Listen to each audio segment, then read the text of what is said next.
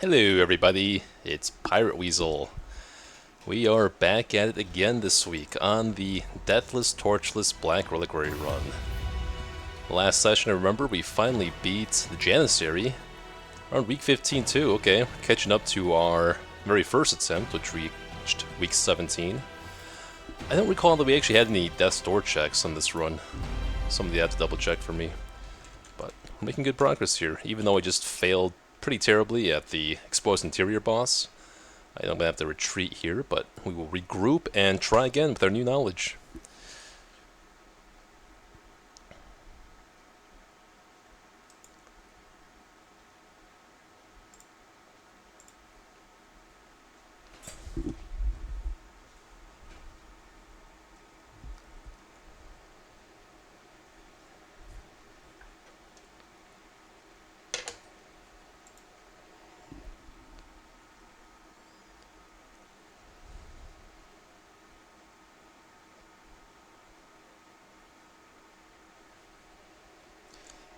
I swear to God, these loading screens in Black Reliquary take so long compared to the base game. These wildlanders are eager to adopt. Okay, I don't think we can make it back for any loot, so... Well, I don't know, maybe we could. Don't have any afflictions yet. We've already used both camps. It is a veteran mission too, so we can't play it too fast and loose like I usually do when I'm at low HP. I do kind of want to see what these curios were at the start of the mission.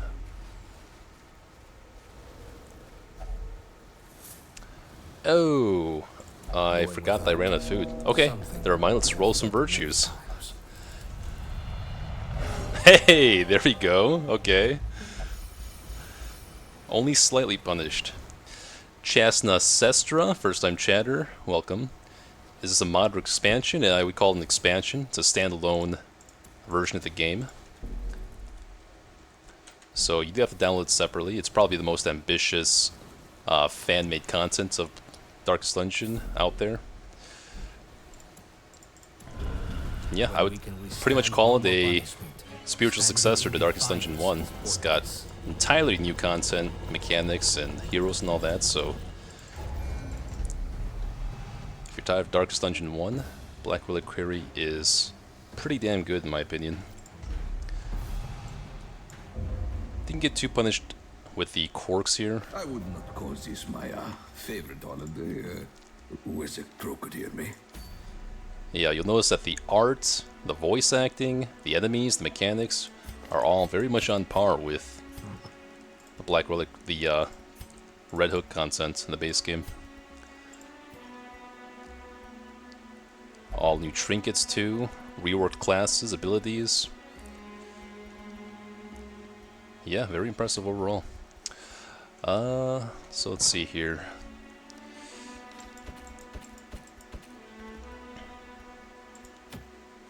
Oh, we could go for a focus ring. Crown of Fragility is pretty bad. Gotta have to kind of think now. We now know that the Warhawk Matron is just a multi-action boss that has a lot of things she can draw ammo from. So it's only one enemy. It's 2 actions a turn. She pretty much reloads on one of her turns, and then she shoots unique abilities at us, which cleave our team. I don't think that she's that threatening. We just have to have some reliable healing, so I wouldn't mind going back in with Vestal. Let's get everyone healed up, though. Oh, I appreciate it, Chasna. That challenge run was a long time coming. I had been meaning to play Black Reliquary for a really long time, but I couldn't because I just had to finish that challenge. So I'm really happy I've been getting to do all the things that that challenge was holding up. So I'm glad you enjoyed that run. I enjoyed it quite a bit myself, although there were pretty tragic moments, as I'm sure you've seen. But it was a pretty good overall experience. I don't think that record's going to be beat for quite some time, if ever.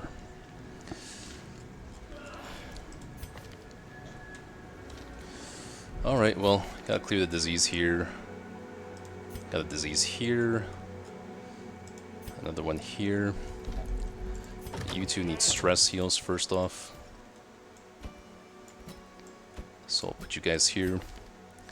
I'm kind of hesitant on putting anyone in the bar or tavern, even though it's free this week, because I can lose trinkets that way. Start off with that. Let's see what the trinkets have this week. Nothing good. Hopefully we get some half-decent recruits. No level 2s, that's fine. Quick draw, doesn't matter. Balanced, quick draw. Don't really care about these. Quick draw gets a lot worse with the addition of a prep round mechanic in this game, since you're probably not aware. But the prep round, you can't really damage anybody. You have to use prep abilities that kind of mark or buff yourself, so slows down the pace of the game a lot. Steady and Precise Striker are very nice here, because he's... Oh, well, actually... Wow. I did not notice this because I haven't used Flagellant much in this game, but Punish and Rain of Sorrows are no longer melee skills, they're now considered mystical, which is a debatable change to me. I don't think that makes a whole lot of sense, but that makes Precise Striker a lot worse. So this guy's not that terrible. He's not that great either. I have not tried the Hexer class yet. I think I already have a better one with accuracy. Dredge, let's see, mystical skills, 10%. I think she does have some mystical skills. We got range, ranged, melee, mystical, ranged. Okay, never mind. It's not really worth it, especially if she has Legophobia. Party surprise chance too is crazy bad. Let me see if there's anyone I can kick for the Flagellant at least. I do want to start leveling up some shield breakers, so let me plan around doing that this week. And then, as far as the boss attempt, next week we can try with Vestal, Hellion,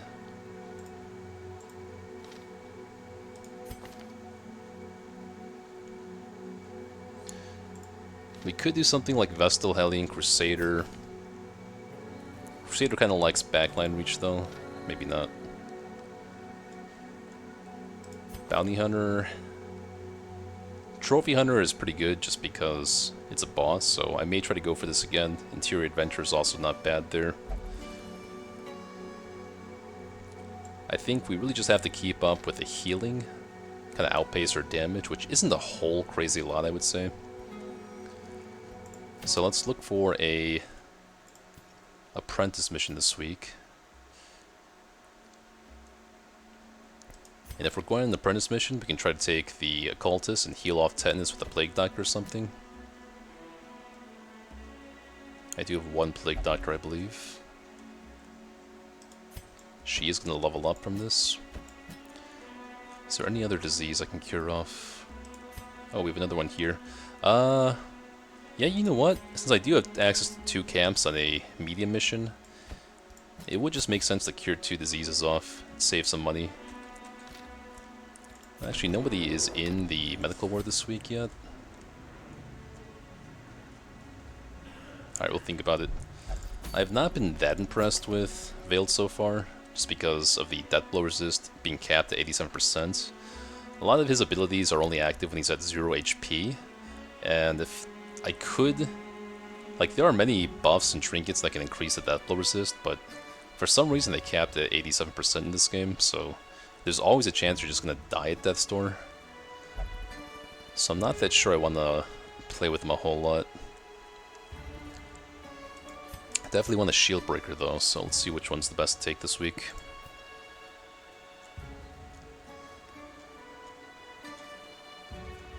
We have 3 of them. Alacritus. We got 12 speed, 15 speed, so Alacritus is not going to be of much use when there's faster members in the party. Hardskin is just a nice defensive option. Accurate is always going to be good, obviously. But Lethal seems pretty damn good. She does have armor piercing on Pierce, but all the other abilities can benefit off Lethal, like especially Adder's Kiss, which is more damage than Pierce. Well, you know what's interesting? In the base game, Pierce was 95% damage mod. Uh, so it did less base damage than Adder's Kiss, but in this game it looks like Adder's Kiss still does more damage, just because it's increasing the damage mod by plus 15%, so yeah, again, armor piercing is pretty good. And she can dance behind a cultist without it being an issue, so yeah, let's give this a try. Spiked Collar, though, let's see what this is in this version of the game. We have debuff and mark skill chance for not bleeding, minus skill chance. Okay, so already we have the opposite of what the base game was, which increased bleed chance and damage. Now we have on Hound's Rush hit, debuff target with plus increased damage received. So it doesn't work on the first hit, but on subsequent hits. And then Hound's Harry gets a minus 15% prot debuff on the enemy, which increases with the difficulty of the mission. So we're giving up bleeds, and we're basically only giving up bleeds, but we get pretty nasty debuffs for the enemy team, as long as we give up the bleed synergy. It's an interesting idea. I don't even have a Houndmaster on my team yet, though, so I'm not like dying to go for it just this moment.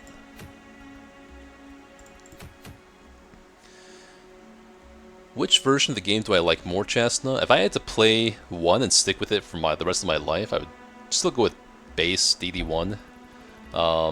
You know, it's the game I fell in love with. It's got a higher player base. More people enjoy DD1 content, I believe. Black Reliquary is a lot more balanced in a lot of ways, a lot more content. It is unfinished in the sense that there's no final region like Darkest Dungeon, the base game. There are some aspects of this game I'm not personally a huge fan of. It's just a breath of fresh air compared to the base game. But right now I enjoy this game more. But if I had to stick with one for the rest of my life, I'd still go with the base game every time. I have like 1,500 hours in that game or more. It's just a really solid game. I've just kind of completed it as much as I'm interested in at this point. I've kind of like my OCD at moving goalposts in that game has finally been completed after my last challenge. I could do things like, healless run or other restrictions just seem kind of arbitrary to me. They don't really interest me at the moment, so I'm kind of done with all the challenges I can think of in that game that interest me.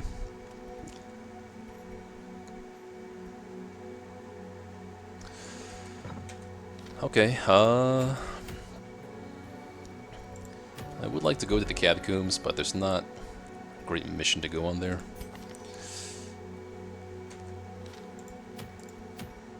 I guess we can go for the dodgy sheath. Unless...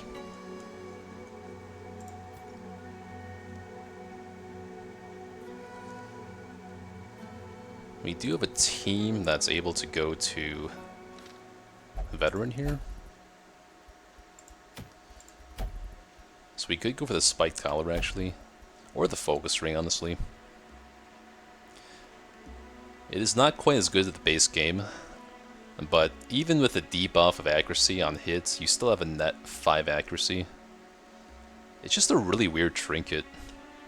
Because if you want to... I guess you could hit something like Bellow in the first round and guarantee like a hit, pretty much. And you have 5 accuracy. Additional accuracy on the next round if you want to play something with mana arms on this. I don't have great accuracy trinkets except for... I want to say like Shady Eye Patch just base 12 additional accuracy at all times. Just seems strictly better than Focus Ring, honestly. Then we have stuff like Accuracy Stone, which is always 8 accuracy. Like, Focus Ring just is not that compelling to me right now. So I would like to go on a medium mission, but all the trinket rewards are kind of crap. It would be nice to get rid of both these diseases in one run though, so I think I'm going to go for that. And then we level up Shieldbreaker at the same time. Level 1, level 2, level 2, level 2. Yeah. Let's think about what quirks remove then, in that case. We only have actually a little bit of gold. Forgot about that, so we had to retreat the last mission. I think that was like one of the first retreats of the game, actually, too. Plus Plague Doctor's pretty much always going first, but Feather Crystal doesn't make sense because we can't really make use of the damage. The accuracy is not much of an issue. We could use the Celestial Trinket for the first time to debuff enemy Blight resist by 14% in Torchless. But with only one, I guess we have technically two characters that Blight. Impale actually does do Blight damage still, but you can't use it on the prep round. The only prep round ability is really Expose or Serpent Sway. So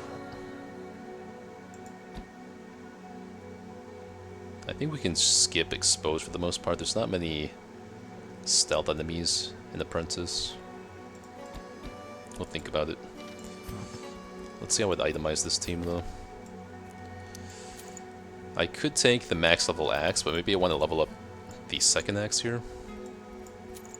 I can actually take both, but let's put the Seer Stone on Plague Doctor because she doesn't care about the crit reduction as much. Could actually take Bloody Herbs here, but I'm not that interested. I do want some accuracy. Alright, you know what? Why don't we take the Crimson Court, not the Crimson Court set, but the boss set here. This does do increased accuracy against Levantine, so if we're going to... Well, I don't think we're going to the Catacombs this week, are we? In this game, Chasna, we are introduced to Perfumer's Trinkets, so... You know how in the base game you had secret rooms for chests that gave you a lot of gold and like the head trinkets? In this game, when you scout a secret room, you encounter the Perfumer, who either gives you a unique Perfumer trinket or allows you to upgrade the existing Perfumer trinkets you have. So, we have an example of the level 1 item he would give you, which, you know, nothing crazy. And then every time you encounter him, like, think this item was leveled up 4 times when we encountered him. So it gets you a lot more. It's like 6% crit, and then when you do crit, you do 10 suffer damage, which is basically ignores prot. It's decent. Oh, but then it increases damage per difficulty too, so yeah, that's pretty good. It is quite an interesting mechanic. I've seen some Perfumer trinkets that were kind of like really bad, but this one I think is the best one you can get from them.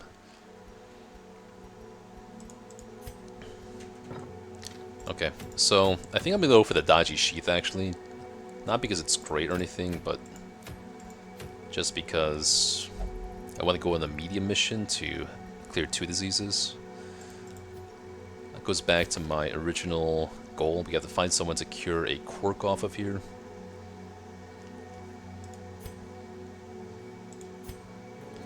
Stress Eater's kind of bad, but I think we should be able to manage that.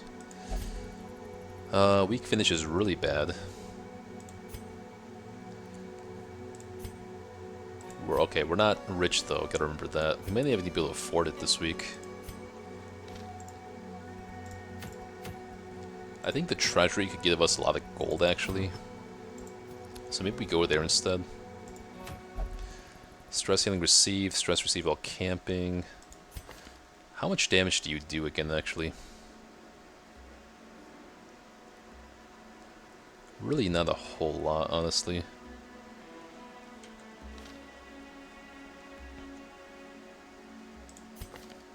I wouldn't mind taking more Blight on a team like this actually in the Treasury, because we do have access to minus Blight resist with the Celestial Trinket.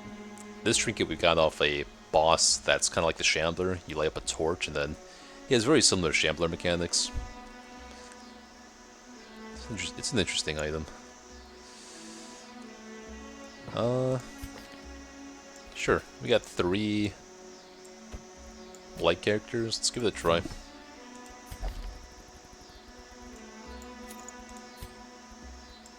Got the good old padlock.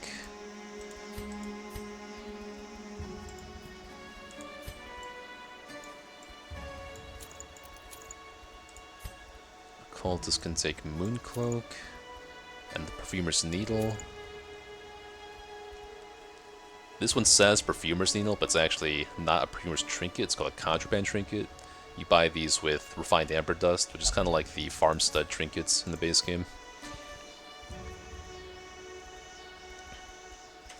All of Abomination's abilities are still ranged.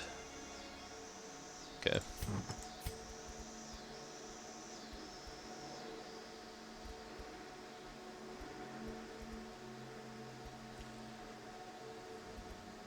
Could just give you accuracy.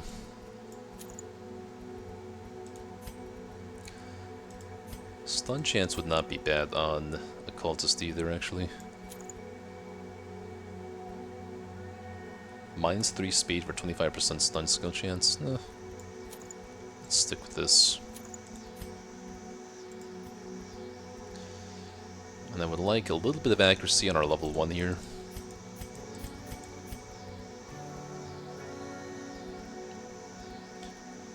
So it can't be surgical gloves, but she does get most of her bonuses from range skills. She's also have -5% range skill damage, or crit, but why don't we give you the eye patch since I think she's a little bit less accurate. We got 90 accuracy, 90, you have 100, 95, so yeah. Accuracy still on you maybe. And then Shady Eye Patch here. Yeah, and we'll take the level 1 hatchet, try to level up a little bit. And we should be okay there.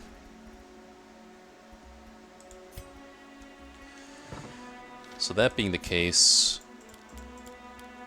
let's see how expensive this week is going to be. Then we can plan the facilities around that. I guess we just heal disease off of the Veil to start here.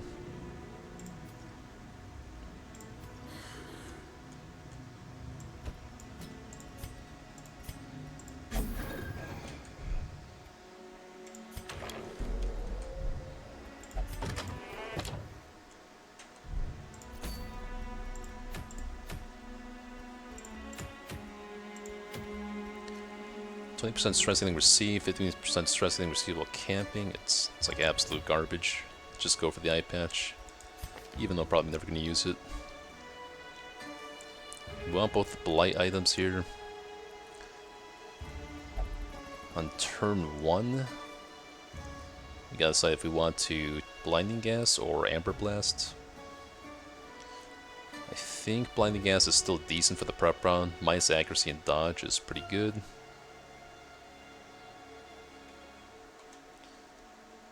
We have the Cure for Occultist. Get Amber Curse, Construction, Hands from the Abyss, that seems fine. Pierce, Kiss.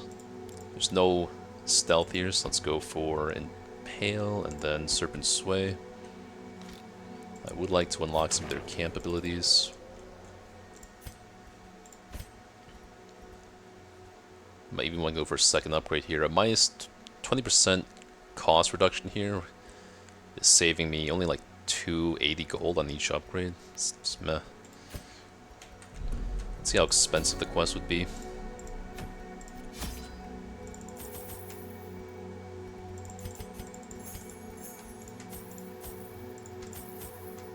Max out these.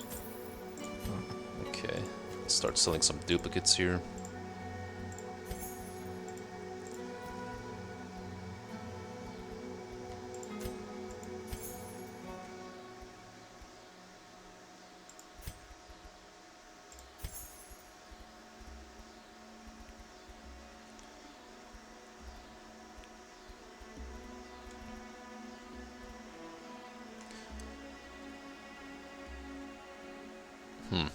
Let's think about Hardened Scale too for Shield Breaker. If she uses Serpent Sway, she buffs her own prop by 30, gets resists, loses the speed buff, and consumes a block. It's not strictly better, so I don't really feel like taking it.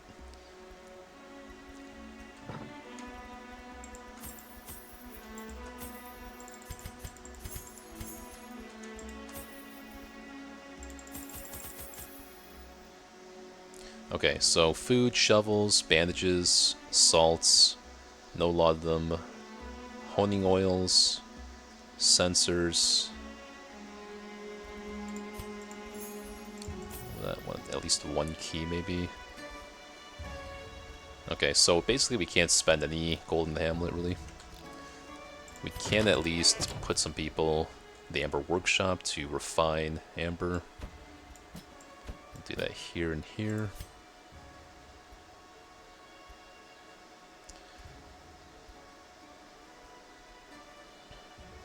Well, you know the bar is free this week. Everything's free, right? Or is it a reduction in cost? If everything's free, I would kind of want to risk it, but let's see. Lose trinket 5%. Losing a really good trinket would be awful, so what if we just put her in the bar, actually? There's no chance we lose a trinket here, at least. The other two sections do. Sure. That means we can put you here and you here.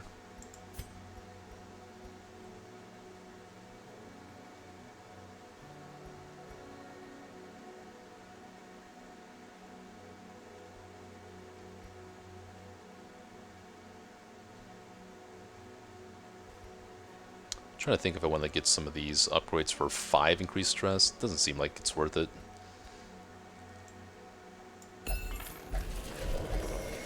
Okay, so heroes are done. We do at least need our skills leveled up. Skills and armor. Okay.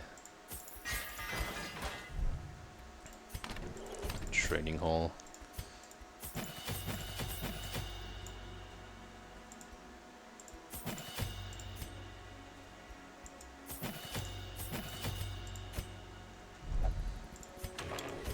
Any camp skills I'm dying to have. We have the cure, that's the important one. I think we're too poor for anything else here. So this will really be a gold harvesting mission. Gotta get all the gold we can. And Treasury's a good place to do that. You can spawn fights on purpose that give you more gold.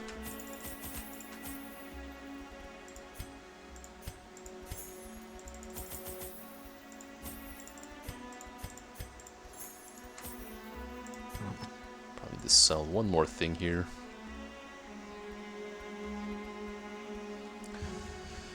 Tenacity Ring seems so good in my opinion when I first saw it, because I'm like, okay, you can just stack the Veiled's class death blow resist up to 100.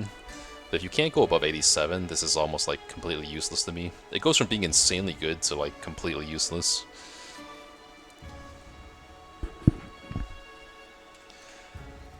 Antiquarian is still in the game, but I have not actually used Antiquarian once in this game, just because first of all, I'm not going for like a bank rush strategy like I was in the base game and stacking up interest in the bank, just because this game doesn't have a time limit, unfortunately, because it's not complete yet. So there's no real need to just like rush gold with Antiquarian.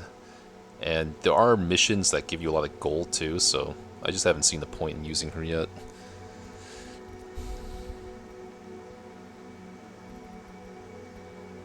Just gotta figure out one more thing to sell here.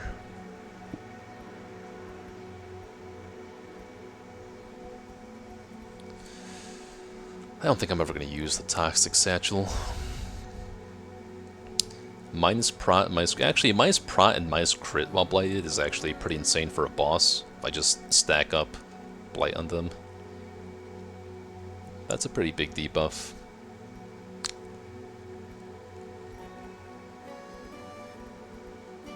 Also, do I want to bring the Profane Scroll? We have Religious, so I don't want her to have increased crit receive chance for that.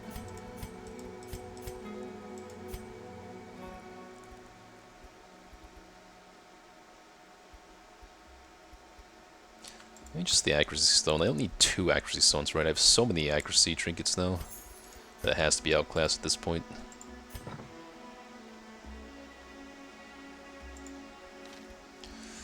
Okay, so let's get some sensors, archaeology kits. I need more of those, actually.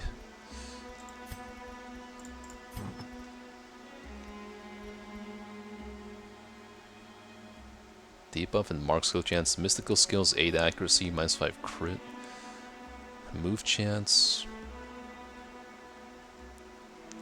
First marked, minus crit, pull target 2. Let me just sell that.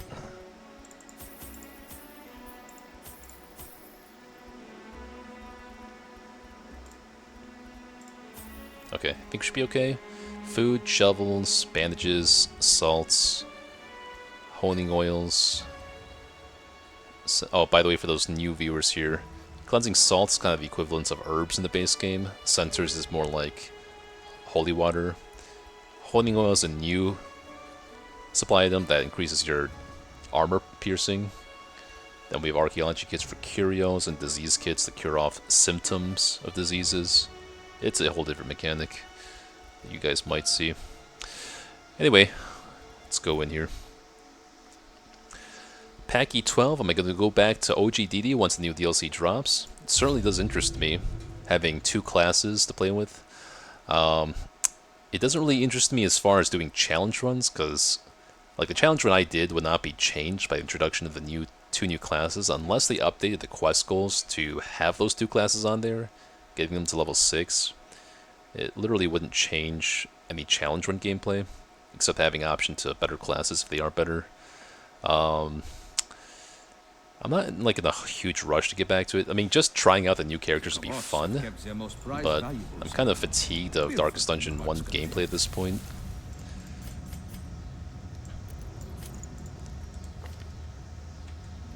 Yeah, I'll definitely want to try it at some points. Anyway.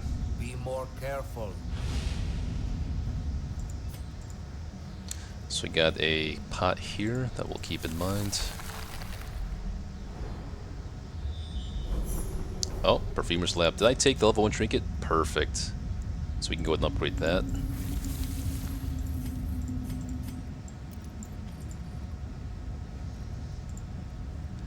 So we have a % damage taken debuff from that trap, which I'm not going to heal off with the salts. Okay. So these Kavarod's enemies are unique enemies that spawn in Pitch Black Torch. They give more loot. And they're a little bit harder, I guess. We still want to take care of the stress casters first, I'd say. This thing does do more damage, though. We can debuff his damage a little bit, I guess. And if we're going to be blighting the backline, then we don't really care about the damage taken. Well, we kind of do. But let's do this.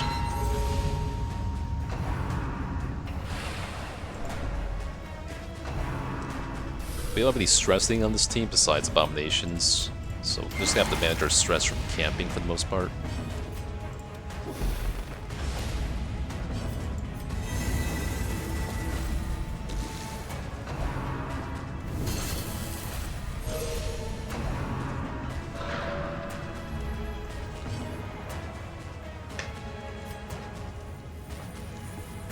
Okay, I haven't used Shieldbreaker at all in this game before, so I'm noticing now that Adder's Kiss only hits the first rank, which is pretty bad. So we're gonna go for an Impale here. I have to decide if I want to keep Adder's Kiss in that case.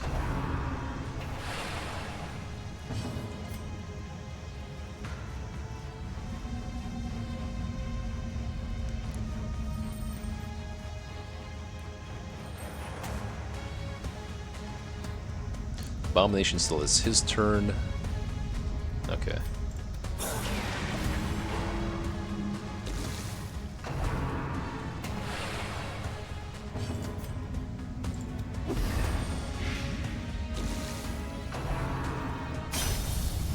That's fine. Oh, really? This one dodged? That sucks.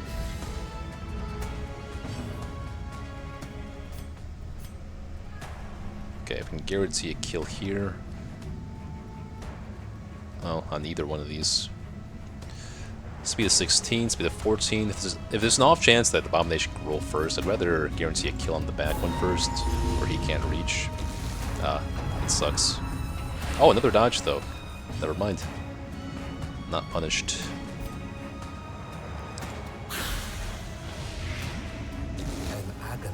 death, slow and measured. Should be able to kill this with shield breakers, so just heal up a little bit here. Oh, you know what? You can use Adder's Kiss from rank 2. Okay, they've actually made some pretty substantial changes to Adder's Kiss, I guess. It's actually good to know. Okay, so I do want to kill something with Occultist. We can get the... whatchamacallit. Oh, actually, the extracts you get from the needle aren't that good in this region, but it's okay.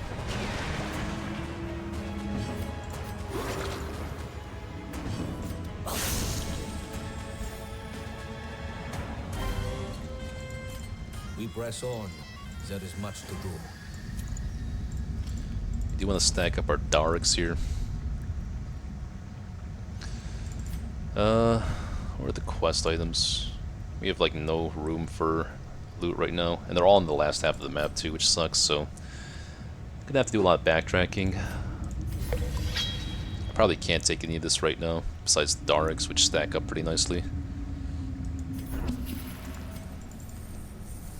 Does this give me a damage buff with the sensor? No, I think it just spawns enemies. With assaults, we get a pretty good stress heal off this. The glory will come. For now, there is labor.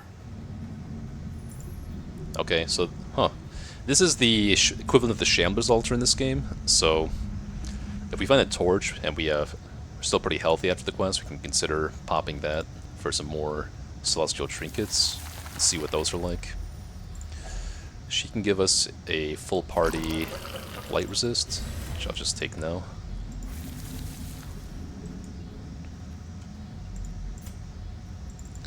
I might want to just camp here to get stuff out of inventory, so I can actually swap off the trinket to give to this guy.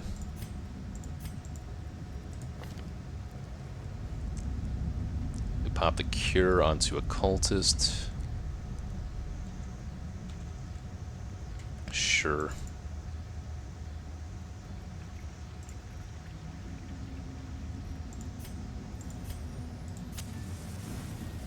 Togetherness is a rare thing in this place.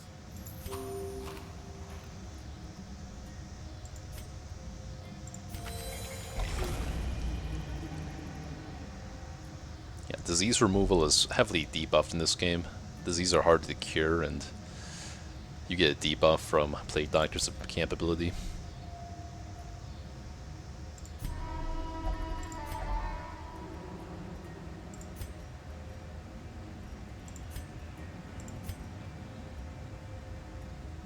Armor piercing doesn't make much sense with this team.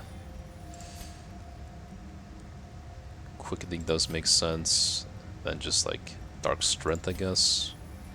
Or self-medicate for just 10 accuracy, really. Like that doesn't have accuracy right now, so I'm fine doing that. We must care for one another. And then speed would be nice. Utilizes the skill points a little bit easier. Against A little bit more efficiently. Our foes will fall. So now we swap off this trinket, give it to him, and immediately it's a little bit better now. That's why I decided to take the level 1 trinket instead of the better one that I already had.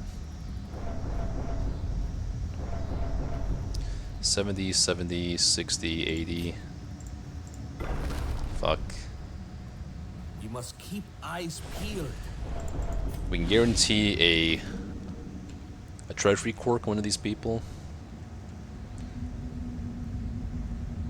A lot of enemies in this region have pretty high damage reflection, so shield breaker is a little bit iffy, but armor piercing is good against these guys, so I think we'll just give it to her. Hopefully it's not the adventurer quirk. Explorer, I think that's really good. Plus dodge and speed from disarming traps or clearing obstacles is really one of the better ones, I would say.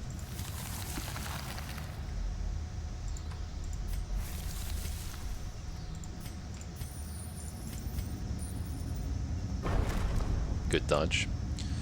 Let's think about swapping off Adder's Kiss, actually. I think I can still keep it, actually. It's not terrible.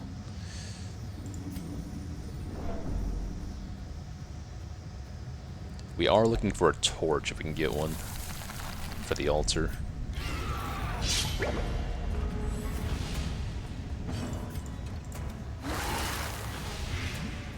So, for those that are new, there's a prep run mechanic in this game. So most of your skills have like very little accuracy. You need to use moves that specifically say they ignore the prep run's accuracy reduction, or use buffs on your teammates that don't apply with accuracy.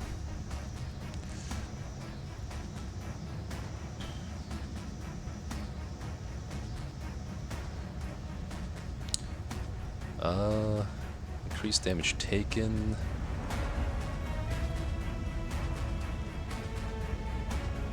It's gonna be one of these two. He's probably gonna spend his turn marking one of our targets here, and then he's gonna curl up.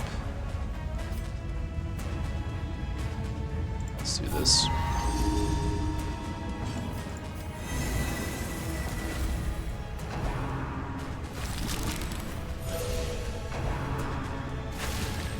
At least he no longer stuns like the base game. But you'll notice, yeah, they all have new abilities compared to what these enemies are all in the base game, but they do completely different things now. Well, not completely different, but still.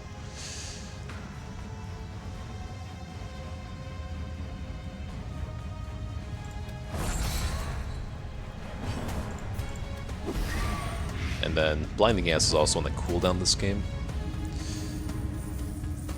5 to 9. This guy's at. Oh. Let's go for this.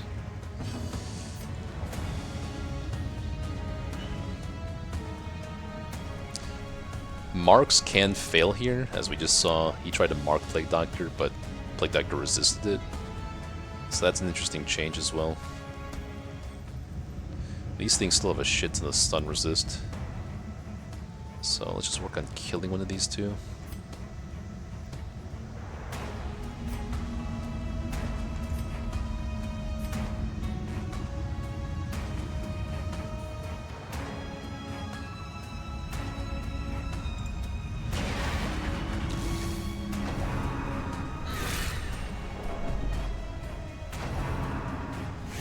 Okay. Stuns also work a little bit differently in this game. Every time you stun an enemy, they get increased 10 stun resist for the rest of the battle. So they're a little bit nerfed in that sense. But you also have trinkets that do more stun chance than before.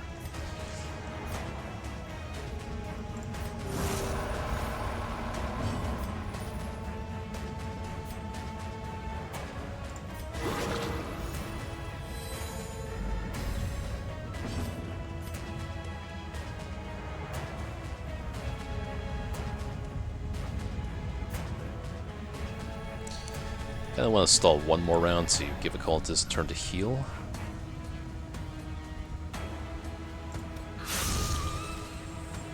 The body's weaknesses are exploited.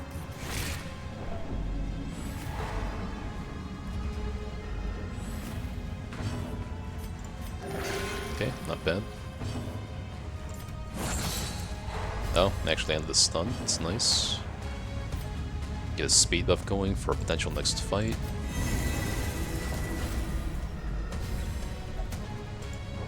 Oh wow.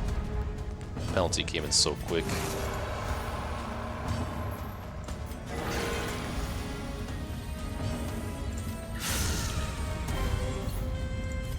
Another skirmish, another step forward.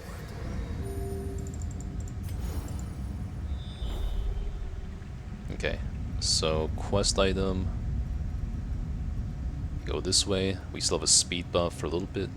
Or no, we didn't. Speed buff is only for one turn now on Serpent's Way. It's good to know. So it's a little bit worse.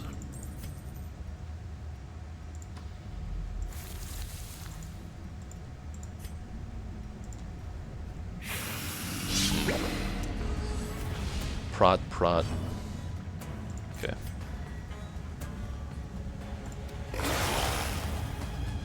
Ugh. Also, I've seen now that the Celestial Trinket only gives the Mind Spike resist for 3 turns. I was not aware of that. It's not obvious from the trinket here. I guess it could be implied. Samson, hello. Welcome, welcome. Oh, I even gave you plus accuracy from the camp buff. This fight is going to be a little bit difficult, I think. This team's damage entirely revolves around Blight, so these guys just have insane Blight resist, unfortunately.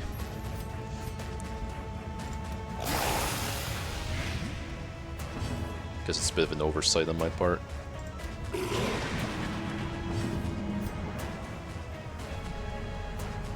In fact, the stun resist is even lower than the Blight resist. Might as well try to go for a stun here.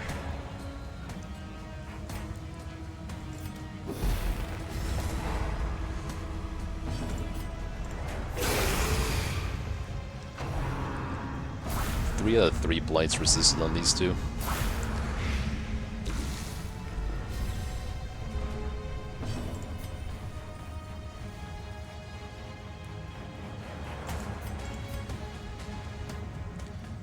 These guys are pretty fast.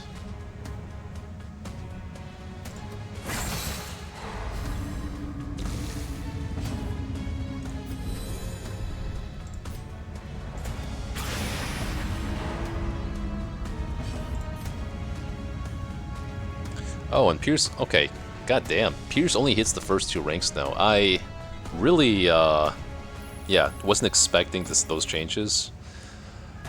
I kind of just assumed Pierce hits all ranks as always. I guess I should have been a bit more careful, but I kind of don't even want to use Shieldbreaker in that case.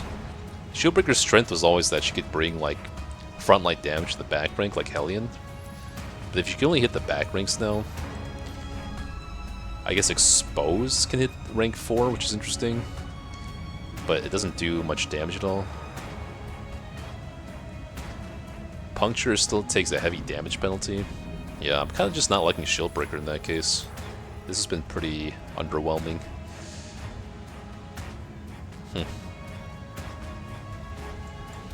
Devastation.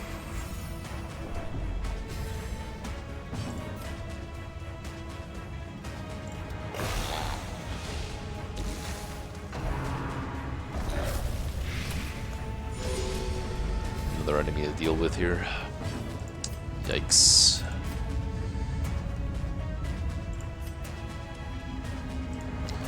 This could be a good time to transform, actually. They're all pretty stun resistant now, so Occultist use in the front ranks is a little bit decreased. If I transform, then I'd have to use Slam, which I guess can kill the snake at least.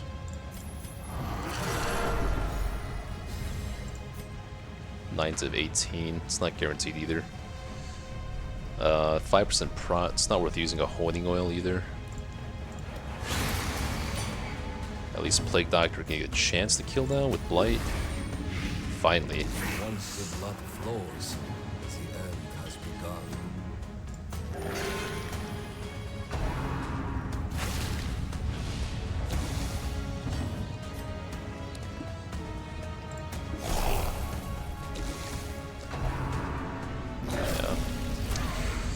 Oh, it was a bad idea to take Blight into the treasury. I thought that the trinket would be enough, but clearly not.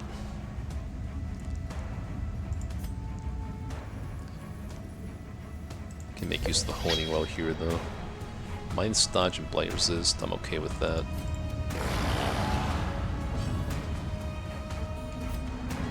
Let's finish this guy up before he just keeps summoning stuff.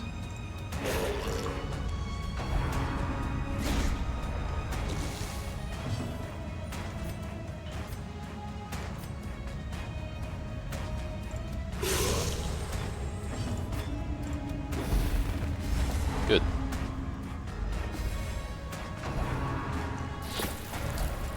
It's fine, I guess.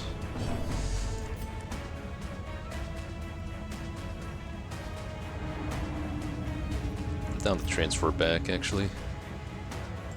We can slam again.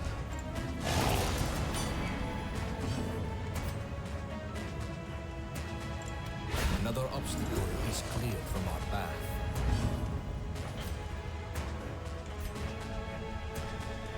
He used a lot of Blight Resist. Oh, because he didn't get the Blight debuff from the start of the round.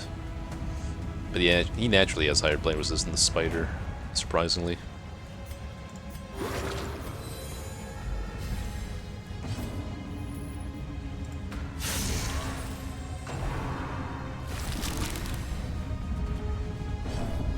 Okay.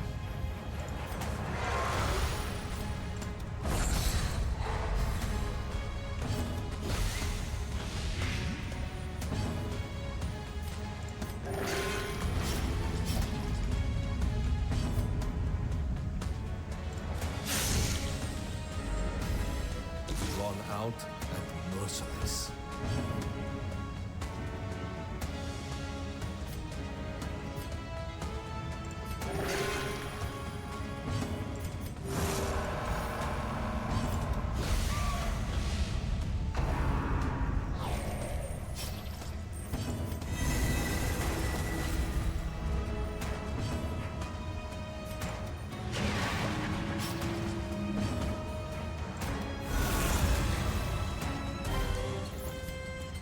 An adequate performance for now.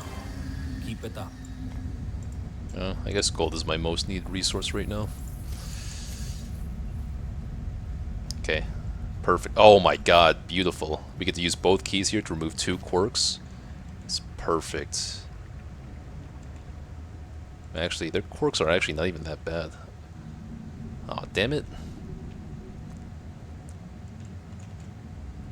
I already removed like the worst quirks out of all of them. I guess let's get rid of Reckless.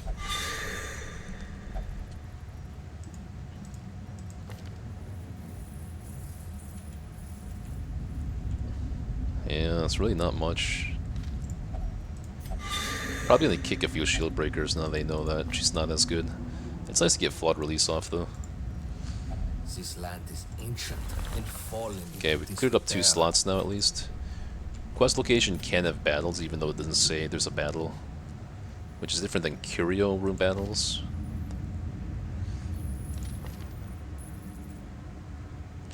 I guess if Expose is the only ability that can reach into rank 4, then I'll grab that. Ah, it can only be used from the first 2 ranks, or for the middle 2 ranks. Does this... As a heavy damage penalty, and it doesn't move me backward anymore at least?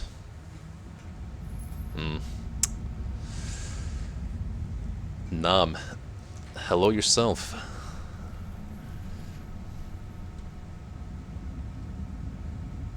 What have they done to you, Shieldbreaker? My god.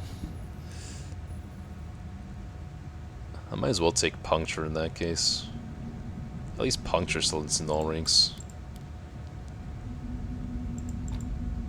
Let me try the same loadout for one more fight, see how I feel.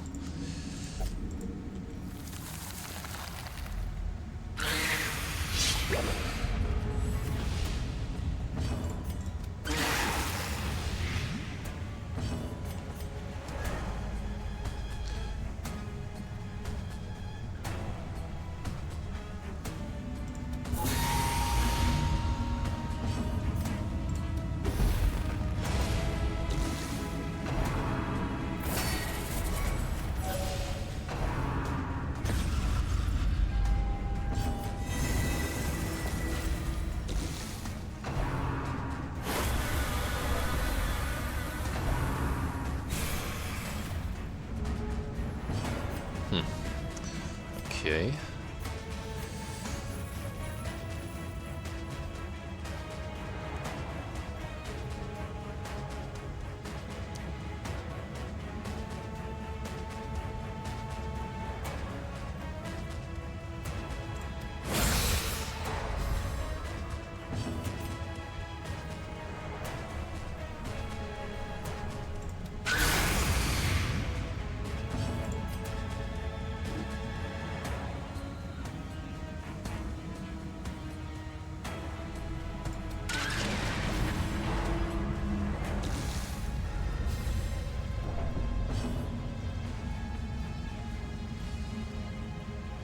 Backline still needs a bit more damage to die, so...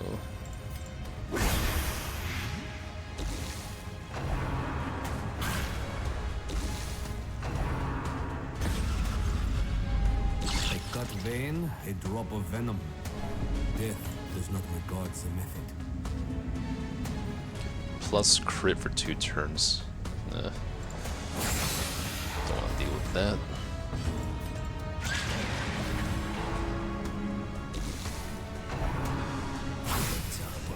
Ouch. At least it's dead. Speed 9, speed 12. Let's take care of this one.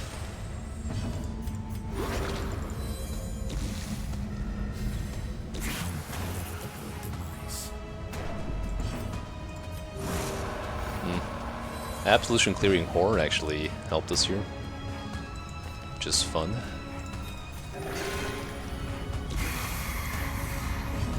Strike them down.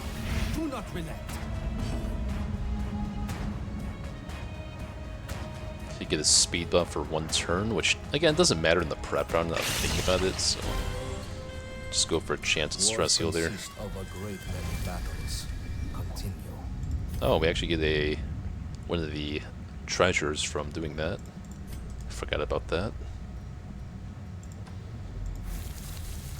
This is a nice thing to get as well.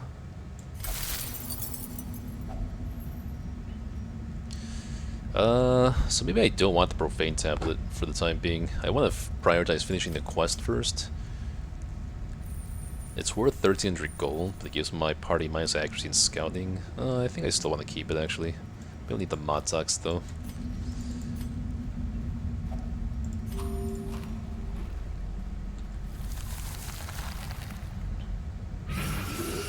Another quest item at least. Shuffle sucks. Means we're just gonna have to take our prep on getting people back in position. I can actually transform and slam here. Bypass his prep run stuff, so that actually works out pretty nicely. We get to reposition ourselves and do damage in the first turn.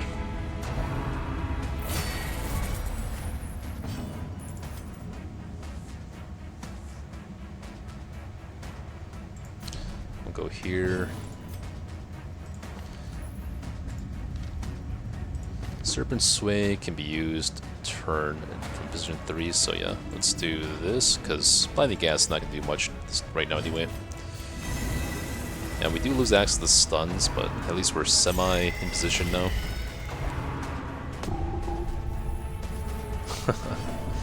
You rooting for the frog, man? Wow. Let's give you the armor piercing.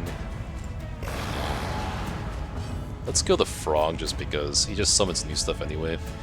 So it's like, what's the point? Focusing other stuff. Oh, we can actually get back in position here. Ah! Big kiss.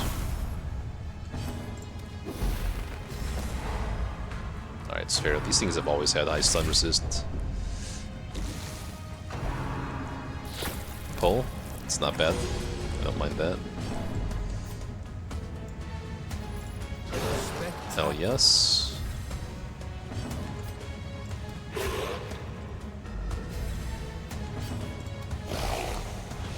Good.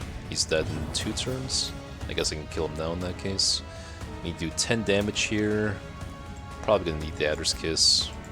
But I actually want him in position 2, so we'll just pierce. Cloaking mass means nothing to a fierce warrior. And then we can camp after this battle, because the camp buffs will be gone.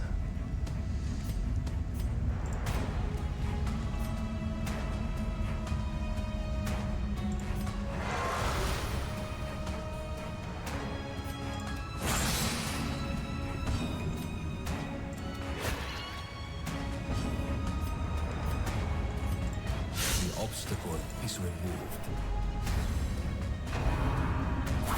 Good.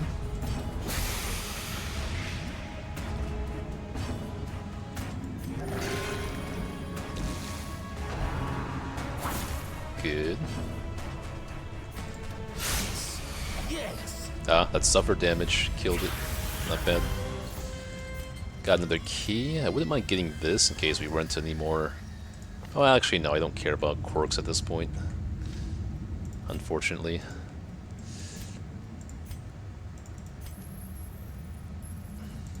Hopefully the quest is done soon. I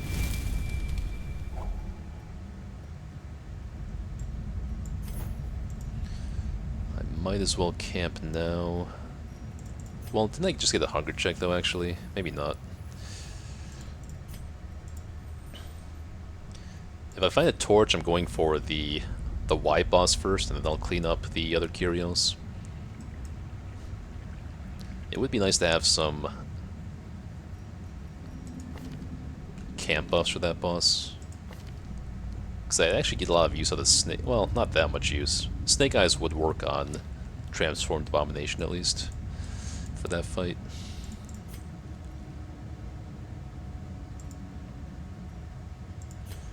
Let me wait. Well, this is a battle too, though. I should really just camp here, honestly.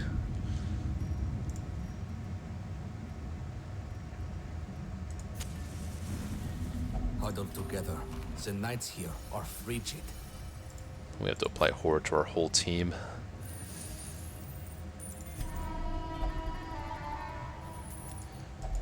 So you are religious, so Dark Strength would give you a stress received debuff. Okay. Accuracy is always going to be nice here. Speed here is always going to be nice. I guess we can just do Snake Eyes in that case. Helps A-Bomb a little bit.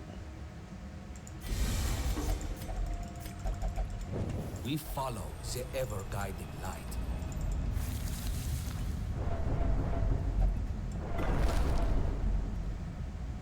Aye, step lightly. That sucks. This can give us a stress heal. I guess we use it on, I would say, a cultist, because Shieldbreaker can heal a little bit more stress doing crits and killing enemies.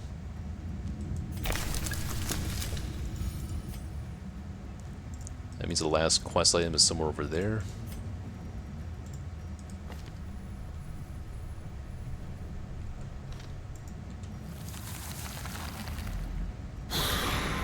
Gabarots, okay. It's actually a little bit better for my Blight synergy, honestly.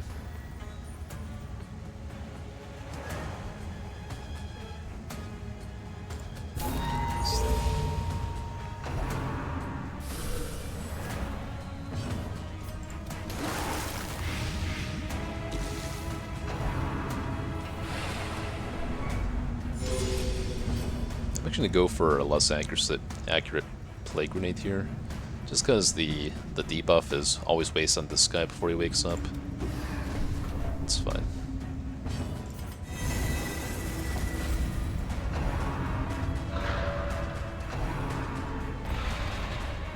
So this guy revives corpses, so we do have to go for him first usually. His stun resist is also pretty high. When there's nothing to revive, he pretty much just pulls us and pushes us. This one's taking more damage because of the Amber Blight. Let's go here. Guess we can impale him. Oh, shit, that left a corpse. That's not good. Let's try to get rid of it if we can, or else stun the dude. I guess we can just get rid of it. And then we need to start getting some damage on this guy. Although, if there's no corpses, he's not that threatening. We can could also just go for blights on the corpses. Or blights on the enemies so they don't leave corpses. Wow, I can't believe he resisted that blight, despite only having 16 blight resist. It's kind of insane to me. Okay, perfect. Will not leave a corpse there.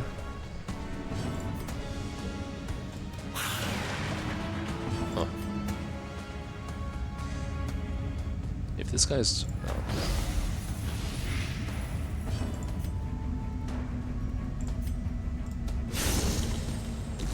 It's dead in 2 turns.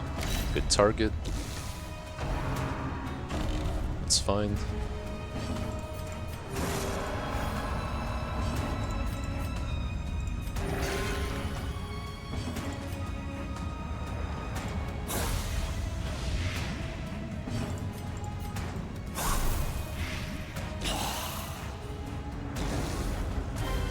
Okay, not too bad.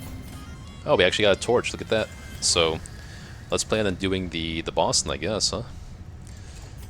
Hopefully, the cure is in this hallway. That we can just backtrack to the boss with our camp buffs, and then we clean up the rest of the dungeon after that. Hold on to anti-venoms and bandages.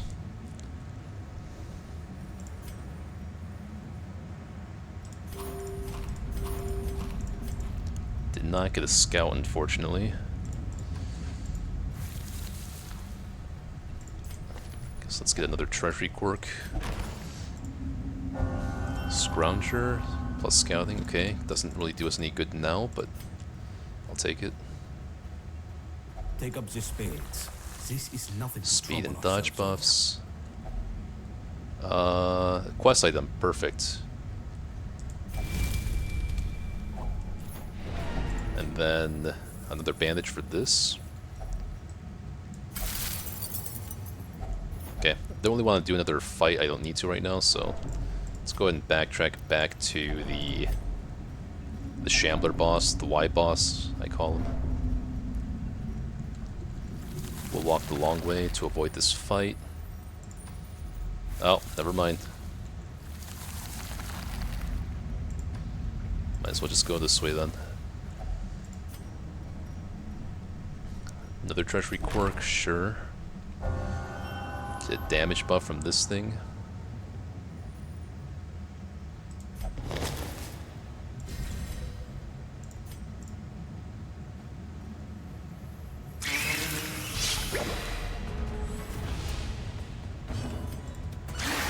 Stress is kind of high though.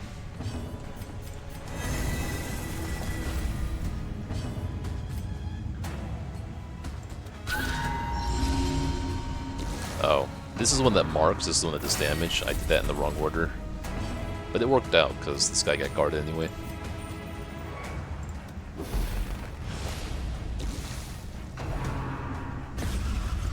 Fear, clawing at the senses.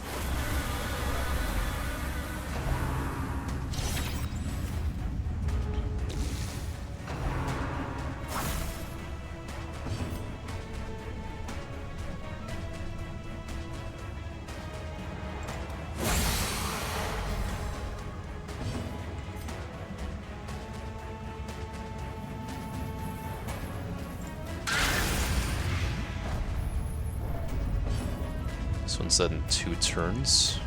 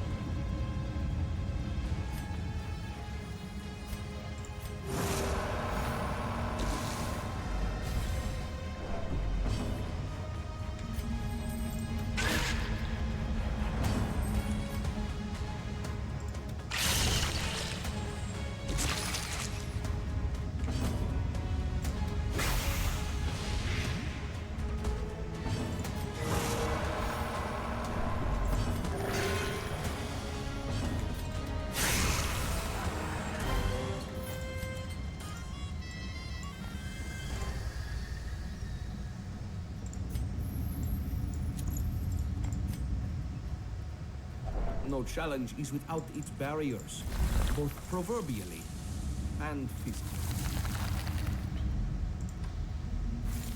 No more battles, please.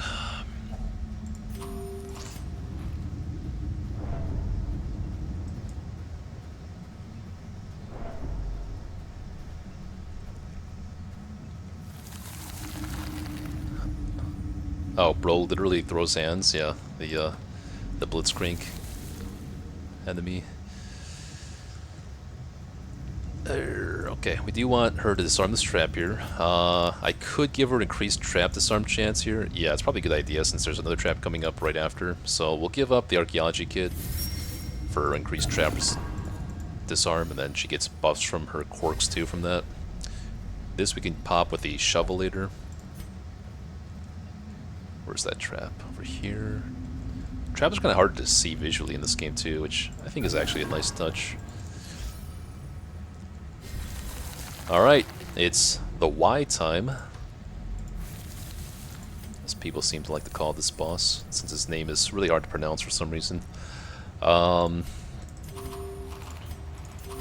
under no illusion that, like, I really might die from this boss. It's a high chance. Well, not a high chance, because I can always escape.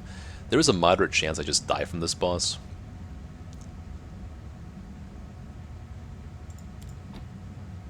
Let me go and take Emboldening Vapors for a long fight here.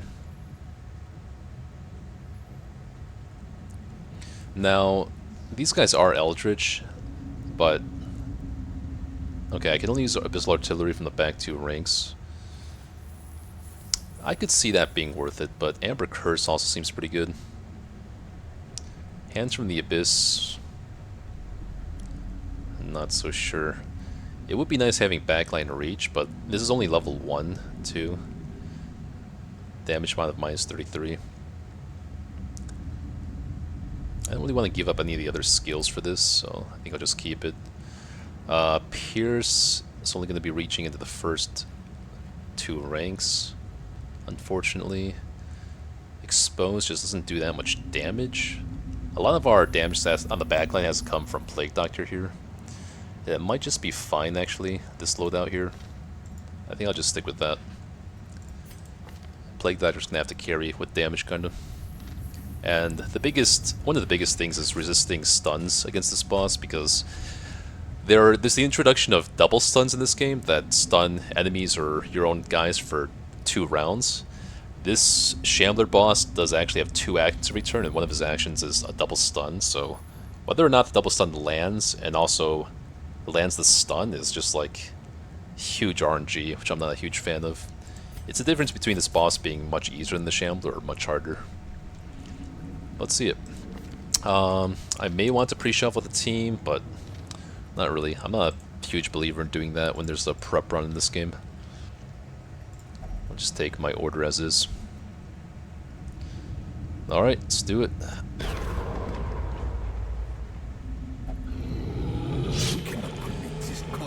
Oh, it's a horrible shuffle. The Ungolian. Alright, let's see. So, oh, Slam can actually be used from rank 4 now. But I'm not accomplishing much by doing that. She can move back 1. I can move back 2. This is pretty bad. Might have to move Shieldbreaker forward 2, actually. That wouldn't be the worst.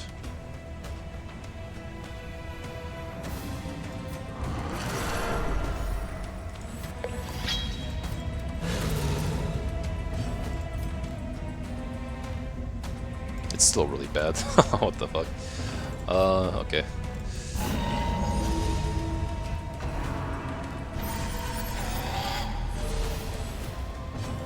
Let's buff up Shieldbreaker's damage. This is only a 1-use thing, by the way, actually, now. That kind of sucks. Increases crits received. Maybe I actually want to put that on Abomination so we can, like, rake. Yeah, let's actually do that instead of Shieldbreaker. And you can take damage a little bit better.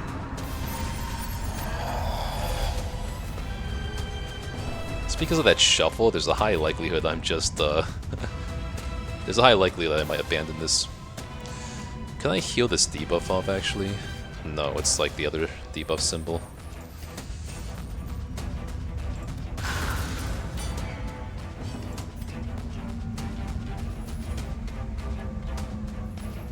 Actually, if we add Adder's Kiss and back 1, we put him in position to rake, so that's really good. Works out. Stun chance is 30%, it's not very much. A little bit higher in the back here. Landing a single stun would be pretty good, though. Oh, perfect, okay. Then let's go for some blights. Oh, you're kidding me! We land the stun, but he resists the blight. Don't know about that. At least we can start raking, though.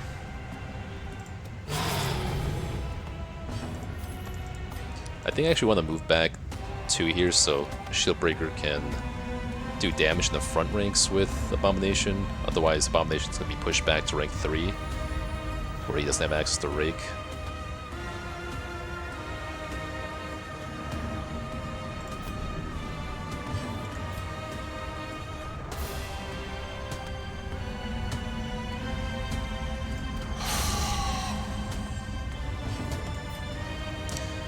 We do have to... Well, these things actually kill themselves.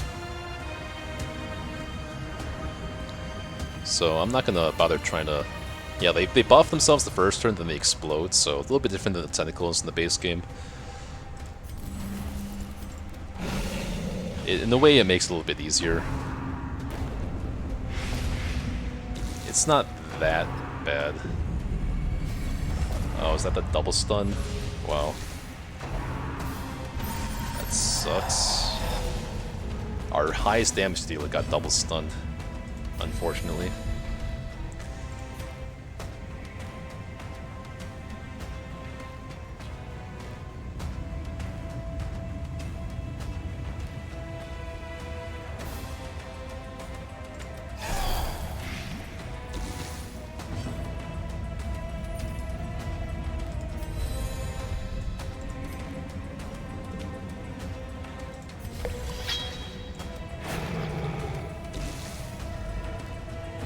Feels so bad, man. Okay. We can remove one of his actions if we kill this thing, but I kind of want to... We have to approach this a little bit differently with the Shambler, because the Shambler always, like, usually resummons tentacles if you kill them. This guy is guaranteed to use a turn summoning these guys if we kill them, so... What's the benefit of leaving this alive? It dies on its own in 2 turns, but it being alive gets this guy another action.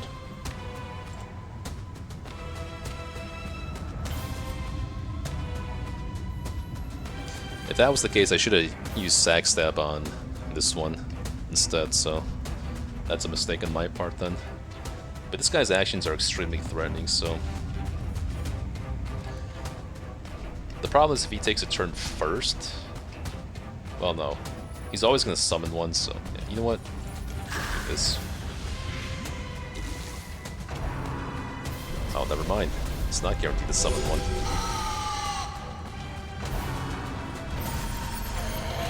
Sometimes he takes his own action.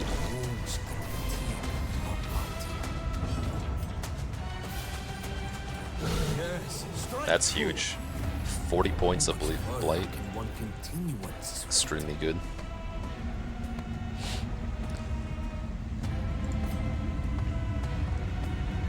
You know what? Adder's Kiss here is not bad. Puts...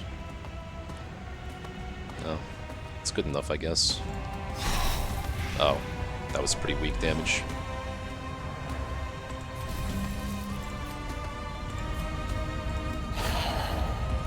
Let's hope he summons twice. Okay, at least he didn't crit. He's probably the one that I don't mind getting stunned the least.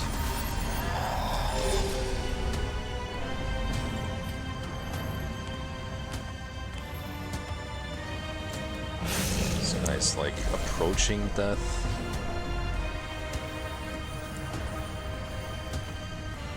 He's probably already lost his rake damage, right? Rake plus 50% damage for 1 turn. If I don't kill this turn, I guess it's still kind of worth.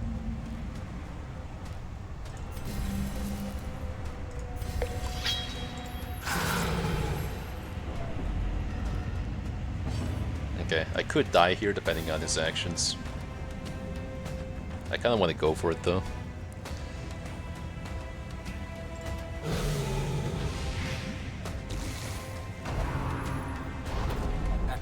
Can you summon one, please?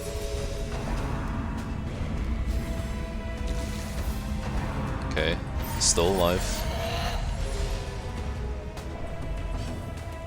I think someone told me that if you kill this guy, then his summons disappear, so I'm gonna bank on that and try to go for a kill.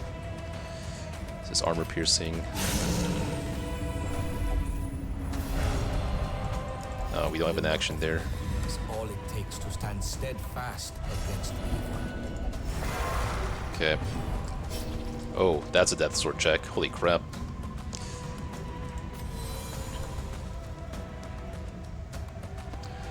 This is not good actually. I might have to retreat here, because this thing explodes this turn. He has 2 actions, even though he's so close to dying. Speed of 8, speed of 8, speed of 15. If I manacles, that does 6 to 10 damage. You know what? If I should be able to go first at Plague Doctor and kill him. Let's see. This does 8 points of blight.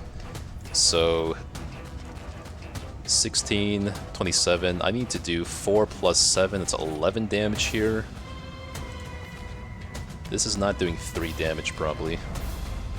So, well, okay, let's see. I'm gonna go for this. So after he takes, oh, okay, that was more blight than expected. We shall return them to it. Well, we literally just got another one of these trinkets, so I wouldn't say that was worth, but it's good to know, I guess. And that was a hard-fought battle. And I think we're at 1 Death's Door check. I think that may have been our first Death Door resist of the whole game. Or actually, no, the first time we played with Veiled class, we took 1 to 2 Death's Door checks, because we were playing him at 0 health, like he's supposed to be, but we got hit with some cleave attacks through guard, and we didn't know that Death Blow resist couldn't be capped. We had the hard cap at 87%. Anyway, we got some knowledge, I guess, that that fight is not worth going for a second time. These are not unique trinkets, you literally just keep getting the same one as far as I know right now. And this is not a good enough trinket to justify taking that risk. I don't even know if I have enough resources to like spawn some extra fights here. I still want to. Let's get our skills back to normal for now though. Okay.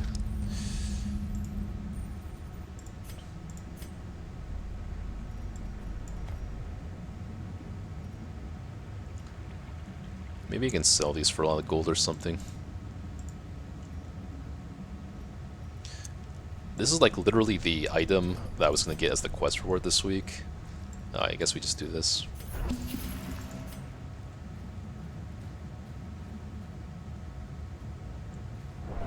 Or I want to get the pot.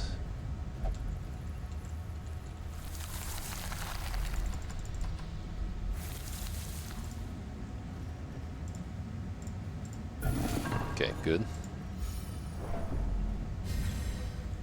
Oh, you might interact with this thing. Let's eat 4 food now.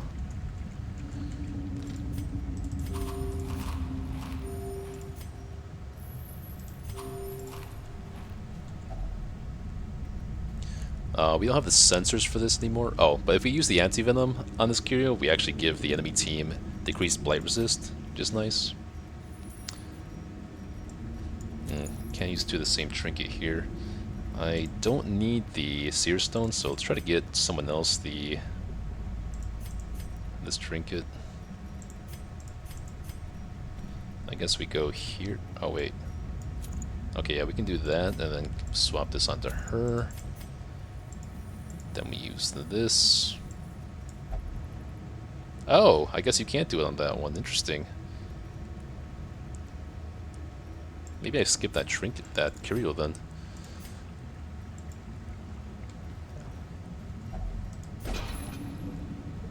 I am sure the previous. I don't know if I want to give up my last anti-venom to give the enemy team decreased blight resist.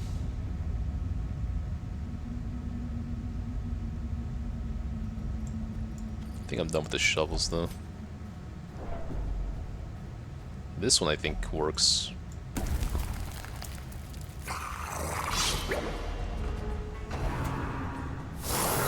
Yeah, so they all get minus blight resist.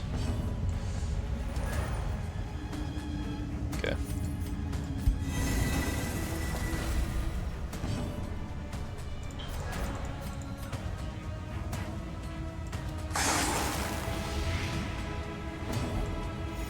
Probably just want to heal here. These 2 can attack into the first 2 ranks.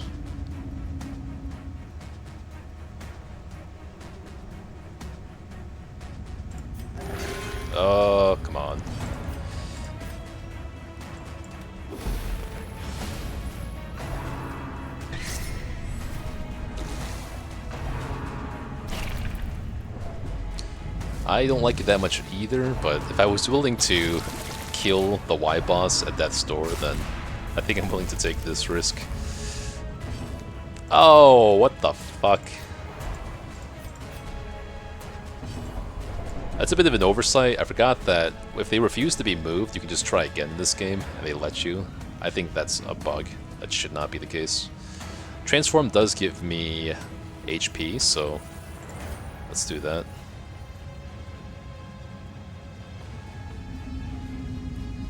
I could just stun, I guess, too.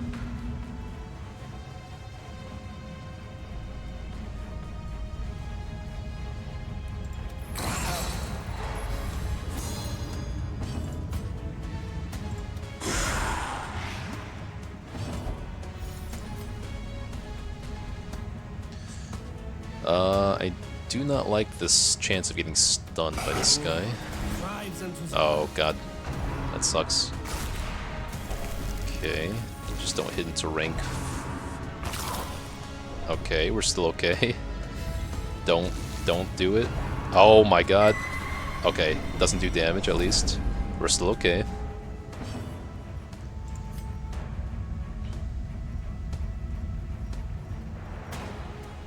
Could be a smart person would escape here, but I know I'm getting a fat heal from transforming.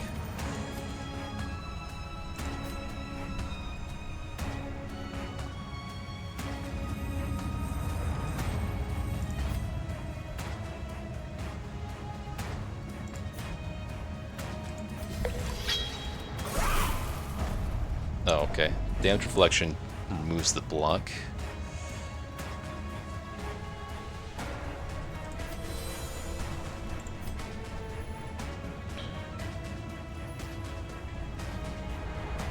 Heals 10 HP, but also gives him more stress, which moves him closer to an affliction.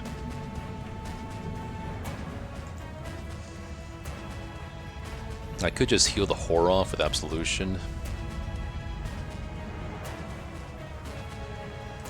I think Blinding Gas is probably off cooldown. No, it's not. It's only round 3, which sucks.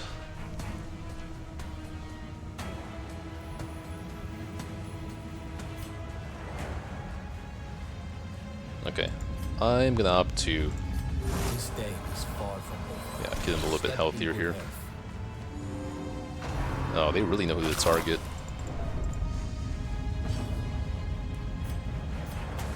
They really know who to go for. Can I just try again? Okay, so in this case I can't try again.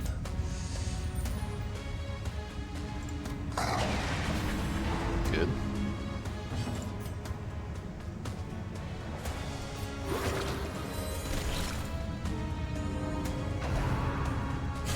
Wow, I am playing on the edge here.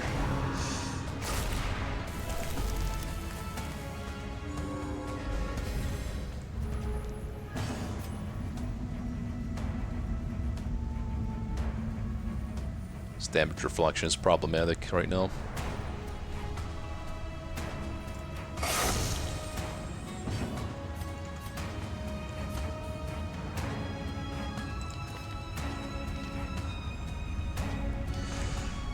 Yep, retreating would definitely be the smart thing to do, but I'm so poor in the Hamlet that would feel incredibly bad. And you know, part of the reason I like Darkest Dungeon is the high-risk, nail-biting, high-reward gameplay. If this was like the last previous challenge run, I would never go for this. Death blow resist is also increased in this game, so I'm gonna think about what I can do here. There's like no way I can really kill these guys. I could, I guess, kill this one with Sackstab and the Cultist, or with the Plague Doctor. And I'll be stunned here, and then this guy can't reach Abomination.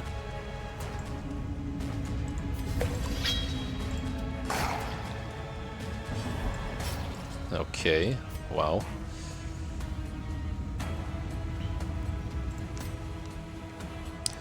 Heal for 6, and he's got 6 HP. Actually, it might not be that easy. Could transform here, though. That pretty much guarantee killing this thing. Yeah, and gets his HP.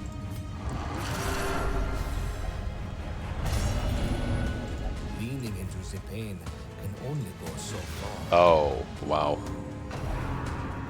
Harden yourself. This battle Okay, is at not this point, I retreat. Okay. Although I do have access to blinding gas. Oh, these two have their actions, though. good. Knowing when you're in. Well, good. is a I rare wasn't quality. completely punished for my arrogance here.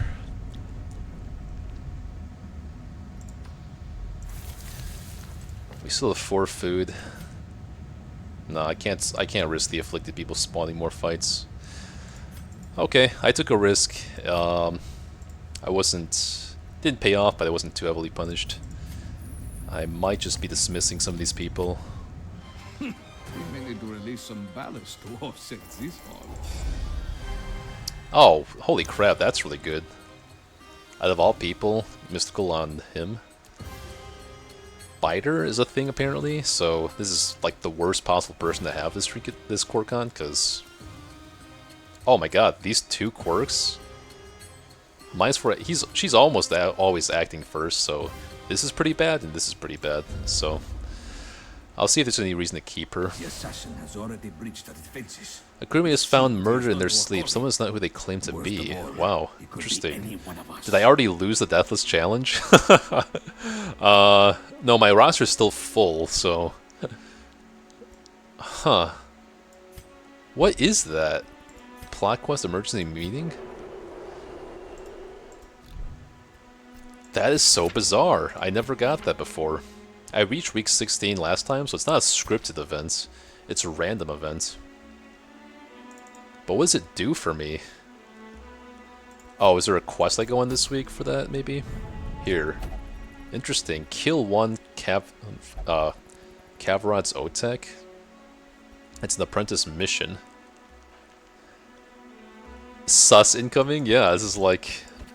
very reminiscent of those times when that game was popular, huh? You are literally on an airship too. Someone that's not who they claim to be. Funny stuff. Yeah, you know what?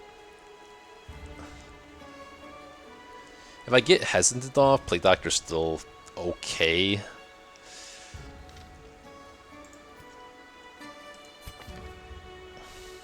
Eraser is still good. He didn't get any bad quirks at least. She should still be okay in the treasury, actually. I suppose.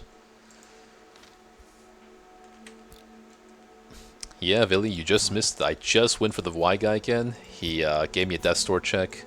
Well, technically, my own abomination checked his own death store with an affliction. But yeah, the reward was not worth it.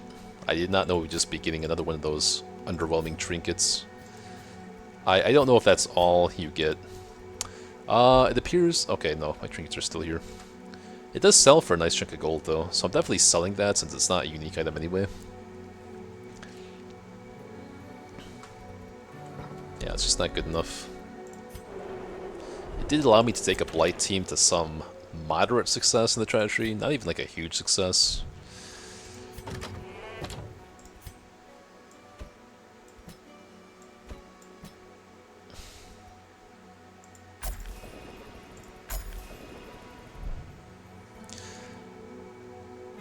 I need to trigger the beacon with a trinket to level it up? Ew. Well, it's a bit of a spoiler, but I guess if you hadn't told me, there's no way I could have ever possibly have guessed that. And Villy the Wayman with the 10 stream streak. Very nice. Thank you for the bits. Okay, let me take a look at the airship first. Do we get any half-decent people? Trophy Hunter, Eagle Eye, those are all quite good. Diurnal we can get rid of, I guess. Natural Swing, very, very nice. Risk Taker, actually, not as good as in the last game. It's worse than it was in the base game, because you're getting less damage out of this, and instead of the minus dodge, you're taking guaranteed 15% more damage. So I'm probably going to have to get rid of that. Trophy Hunter is interesting. I might be able to use a bleed comp against the treasury boss, so this is probably the best Flash I've seen so far, at least. Another Vestal is not bad. We get a half-decent Houndmaster for once. Alacritus is probably never going to trigger because his speed is not that high, plus he has slow draw. Yeah, it's not that good. Might just be time to increase our cabin size though.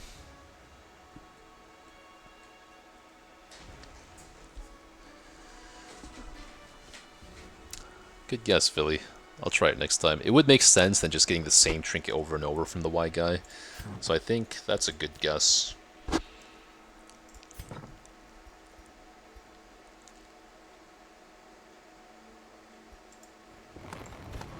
There is no shortage of tombs to be raided in these lands.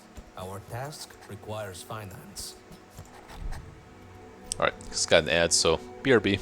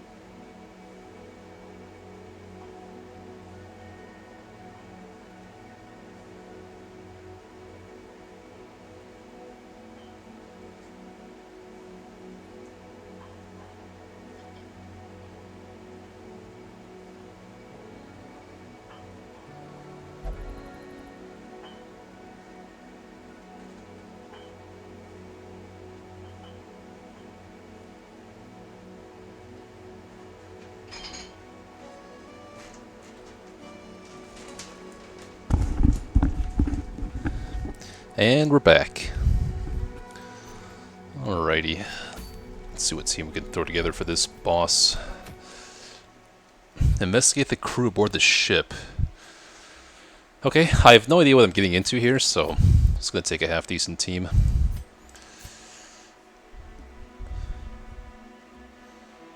Diurnal sucks, but she is decently fast to begin with. These are all really good quirks. Let's go ahead and take her.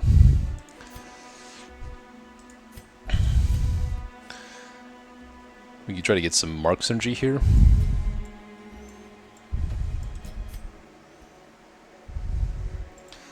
What is this location called? Flameseeker? Okay. This is a boss mission, right? Kill... Oh, yeah, okay. Yeah, I have no idea what to expect, so... I don't know. Could just take a full mark team. Savant. 5 accuracy and 3 crit versus 5 crit. Well, I'll save the other one for non-boss missions. I guess we could just take Bounty Hunter. I'm also down to take, like, the new Flashlant, the Trophy Hunter Flashlant. We already have enough healing, though. Might as well get some synergy with marks. It's not the best Bounty Hunter, but it'll do. Yeah. Alrighty, so then trinkets.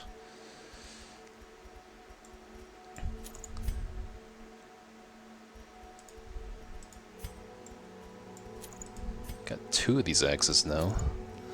That's fun. Need accuracy on both of you. You're both level 2, so... Who has more accuracy? You need to be leveled up, first of all.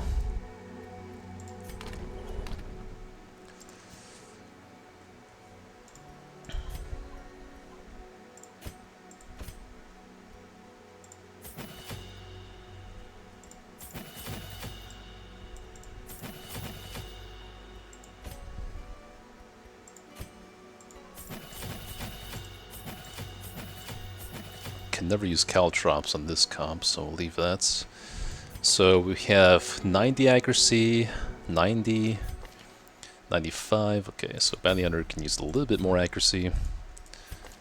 We'll give you the eye patch in that case. Wrong one. You can take the accuracy stone, or actually, why don't we go with the satchel? Because we do have, you know, some synergy here. If we just keep stacking Blight on the boss, then guarantee they get... Oh, plus it's mark skill chance? Okay. Only for higher than 75% HP, which I guess is fine. Yeah, I'll take the satchel. I'm glad I kept it. Then maybe you don't get an accuracy trinket since your accuracies are naturally a bit higher. This is not a Levantine area, so... Don't worry about the sets. We can get the needle here. Mooncloak.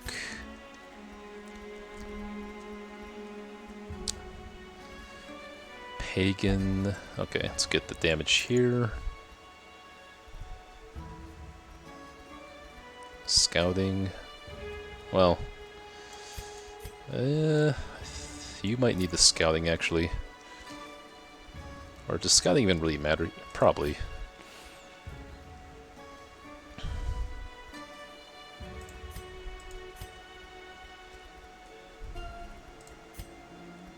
What if we give you the axe instead?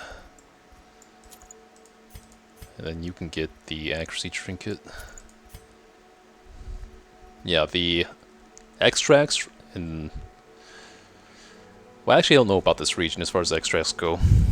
We got Horus. Horus 16. Welcome, welcome. Hope you're enjoying the content. For you new followers like Horus, if you want to name some of my roster, pick a hero, pick a name, I'll be happy to name him for you. Name says Kavarot, so any totems for it? Does it say Kavarots? Glad you caught that. Yeah, that's right. So we have the set for him. Well, no, that's not Kavarots. I just kind of associate Levantine with Kavarots for some reason, but it's not the case. No, I don't have any Kavarot specific trinkets, so we're okay there. I think this looks decent enough. The only thing is I am giving up some like stun chance for scouting, but was a short mission? Maybe scouting's not so important as short mission. Let's actually go for a Mooncloak. It's either that or the stun amulet, really. 25% stun skill chance is pretty insane. The bonuses from Mooncloak are going to be a little less noticeable. Like, there's no point in going really fast if you can't stun anyway. The 10 dodge is kind of like, whatever. It's not the old Mooncloak.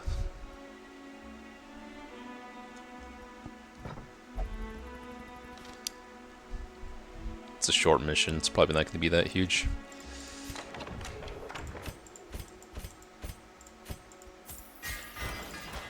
I am still expecting the camp though, right? Let's see. No, there's no camp, so I don't have to care about camp abilities this week. So who's going into the treatment ward then? We didn't cure off all our diseases yet. Let's get this off you, I guess. Getting this upgrade only saves us like 120 gold. Plague Doctor really needs some help here. It's the minus accuracy that's a real killer. Oh, you know what? It's not that expensive. She's level 3, but it's not a locked-in quirk, so this is fine. Is there no food either? Hold on, let me take care of everyone else first. Gotta get some people here.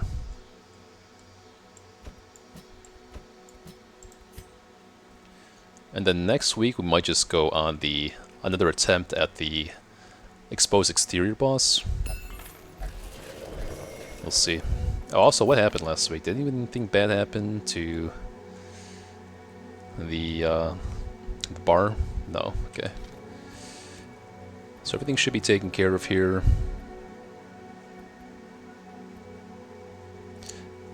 We're really not doing very well on dust, but then again, we haven't gone to the mines once this game, so I'm gonna have to hit up the cavern sometime soon.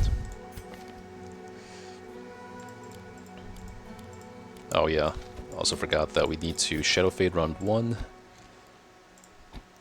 And poison darts, you know,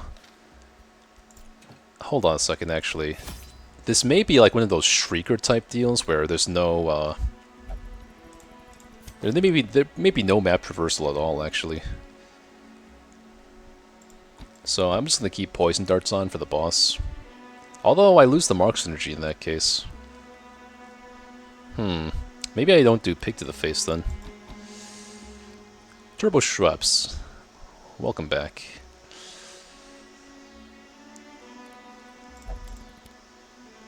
Need uppercut and finish him. Mark, stun, mark, bandage.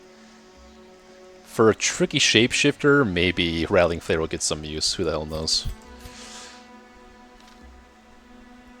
Alright, fuck it. We're going in. I'm not expecting, like, blight to happen. Bandage can be useful. I'll take a full stack of these since it's cheap. Take a full stack of these. You know what? If I don't get any gold from this quest, which I'm probably not, I'm kind of in a bad way. Let's actually take less supply items.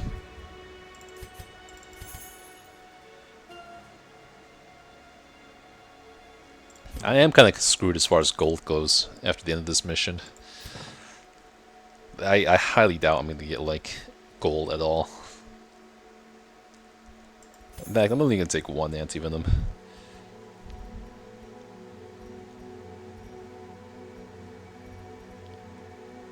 I only need 3 people with honing oil. Might not last that long of a fight. Stress I actually don't need to deal with necessarily. I don't think it's gonna... if it's just a single boss fight, I don't think the chance of afflicting is very high. If I had enough dust for scales, I'd probably take it, but not in this case. I'll leave the ginseng powder alone. Yeah, I am hobo running for once. It's all because I failed that mission against the boss. Otherwise, that'd be pretty good. Let's see it. I wonder if we'll be fighting people like that man the buildings here. Wait just a second. Something seems irregular about one of these skymen. Okay, what the hell am I supposed to do here?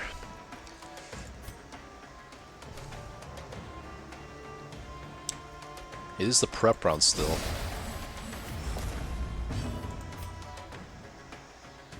I'm assuming there's a chance I hit someone, and if I hit the right one, then... Wait, why is this one minus 15 speed? Hold on a second. That's a little bit suspicious.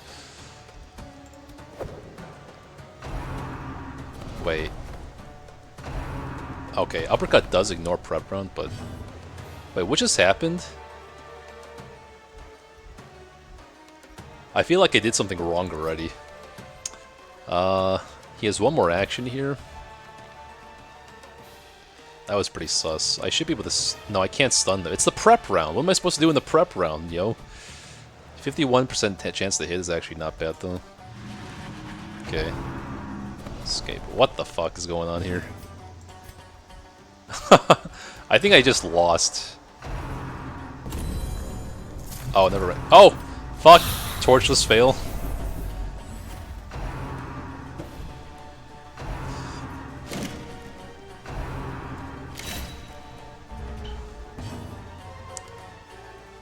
Don't hate me for not noticing the torch there. Let's see. So I just have to kill this guy, really. He does have substantial prots, so let's ignore everyone else, I think, and just rush this guy down.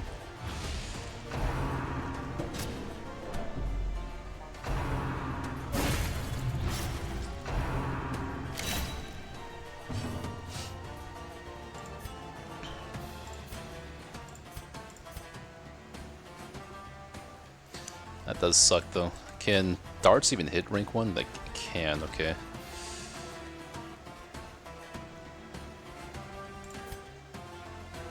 He's pretty spooky. I think he just summons replacements if I kill things, but... I can debuff his dodge, actually. I don't know if that's worth it. I hopefully can get him into a different position. This is pretty terrible. If I take Ebola, it'd actually be half decent here.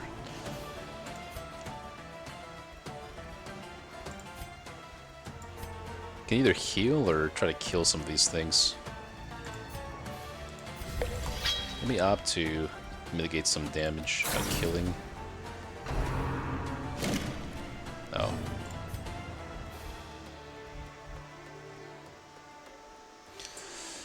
I wonder if this guy just stays in rank 1. Sinister Impalement is something he can only use in rank 1. I do have access to knock him back, potentially.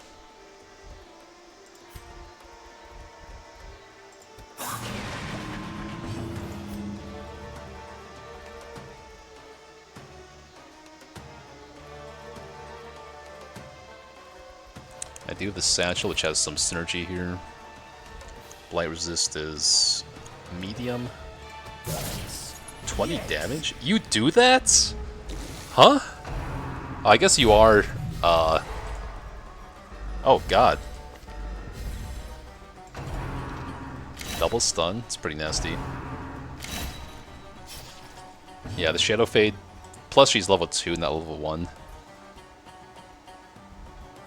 Damage minus 45. I think it does more base damage in the base game too. Ignoring the numbers and all that. I would like to get a massive hit here. Yeah, I guess Arbalest is gonna have to do other things, because I can't waste this damage.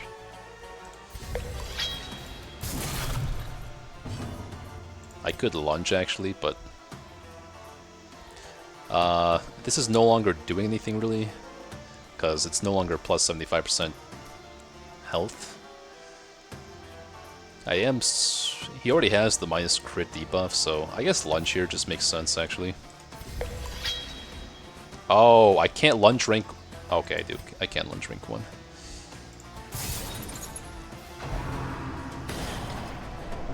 That's fine. That's not fine. Okay, okay. Okay. That was chilling, to say the least. been chilling.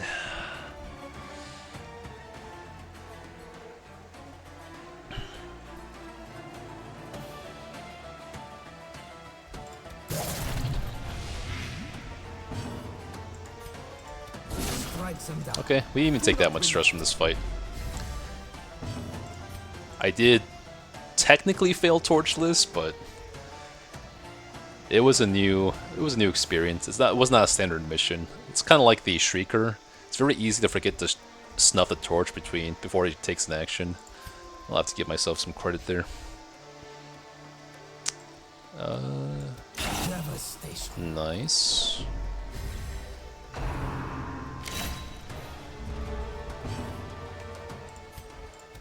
Yes, strike true. Destroy. Nice. More stress seal. We press Oh, we actually did get some nice stuff. I guess I'm not going to be dirt poor after all. These trinkets. Oh, survival guide. You know what? Not terrible. This doesn't have any downsides like the Searstone does. You're giving up 5 scouting, but you're getting trap disarm, which sometimes you do need that extra 10%, I've seen. And you're not getting the minus crit chance either, so I might swap out Searstone for survival guide moving forward here. There's no diseases on the view, right? Or symptoms? Okay. Cool. Cool stuff. Unfortunately, I do. You know, they didn't have to go the extra mile of adding those events for mini bosses like that, but they did. So I see the vision. I appreciate it. Okay, these are all fine. Yes, you go fetch me my coffee, please. Please. Friend, do not pay me any mind. It's just, this damned leg. I had to be silent for that whole voice acting bit. That was pretty good. The narrator's in like a bad mood. I love that. It's so funny. There's some personality in this game. Okay, am I ready to go take on the boss again? Let's see. Let's see what I got. The gold is kind of low for a boss fight, so I may have to wait just for that reason. If I were to go to the boss, I'd do something like this, this.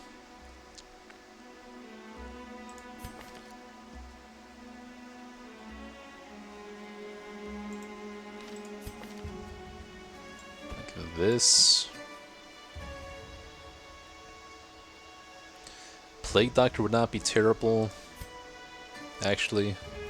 I didn't remember to check her Blight Resist, but she might not be terrible against that boss, because I can also Emboldening Vapors. I have a feeling we might see Suskai later. Yeah, definitely need a lot of either move or ability to hit all ranks for the Wildlands boss. I guess we do get shuffled a lot, right? If I recall. I'm trying to remember now. I have to rewatch that fight. I can't remember how much we got shuffled. I think we did get some pretty devastating shuffles. So if we want like a dance team that can hit into all ranks and then just Vestal to keep up with her damage, I think would be a good plan. Oh, for her? Well, I have access to, you know, every rank with... This is the reason I wanted the level up Shieldbreaker, is because that I figured that, like in the base game, Shieldbreaker to me is kind of a better version of a Hellion, because you can take that back rank damage from any rank to any rank, instead of only accessing Iron Swan, as far as Hellion goes. But they nerfed her so bad. Pierce can only hit the first 2 ranks is crazy. Adderskiss can only hit the first rank. It's just like... The Pierce nerf is the biggest one. She's just not that character anymore. What's this? Crit versus marked, crit versus low HP. It's interesting, but there's no accuracy from this, which is the biggest problem. It's just flat crit. I have access to things like Profane Scroll that kind of do something similar without being so conditional. If she's not moved by hero, she does 3 shots in the Shuffle Bonk, from what you saw. She's not moved. She does 3 shots. Like, what's the point of moving her? Why would moving her do anything? Because she can use any ability from any rank, right? Well, not exactly, but she can utilize any of the supply caches. Unless she only uses the one in front of her, and if I pull her to the first rank, then I guess it would take, you know, Come Hither just for that chance. It's so bad that Come Hither doesn't mark anymore, though.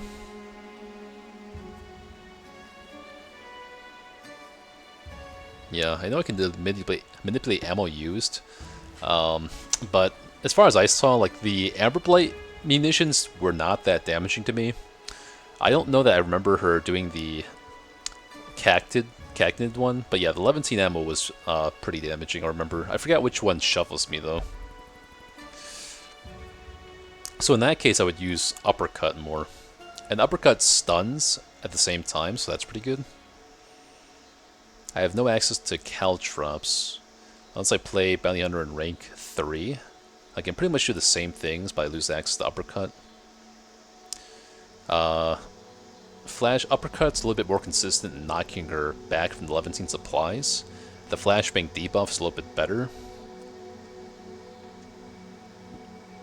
But knocking her back and Slink at the same time is pretty good. What else can I do here? I can take, like an Arbalist or something? No, I need level 3s. I can also shuffle with Plague Doctor. Amber Blight takes more damage? No, actually... Amber Blight is only more damage taken when it's a cultist doing it.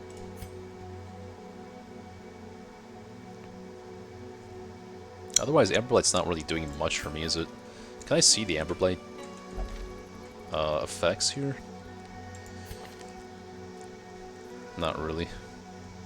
Which sucks. But anyway, I think the biggest issue is I'm just too poor to kind of try it again right now. I'd have to get, like, upgrades and abilities, I think.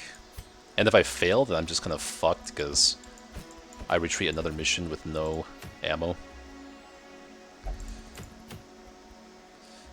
Dark Bracer. I don't think it's worth in this game.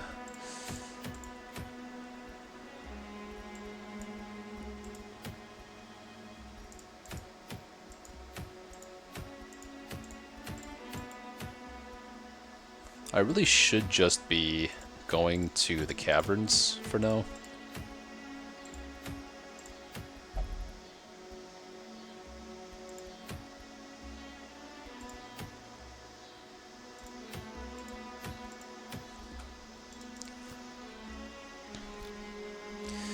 AB tanks damage dealt if it was on attack.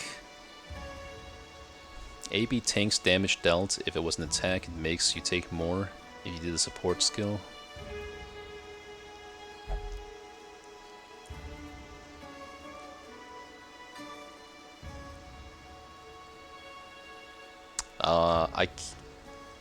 Technically, it should make her tank more damage rather consistently since she loads the cannon. What's AB? I don't really know what you're saying, unfortunately. Oh my god. Crit on all his abilities. Pretty good. He can actually crit heal himself. Okay. Night Owl. Pretty good. Second Wind. Pretty good on him, of all people. But I prefer the clutch hitter one, which is like, what, accuracy? I think I already dismissed him. Yeah.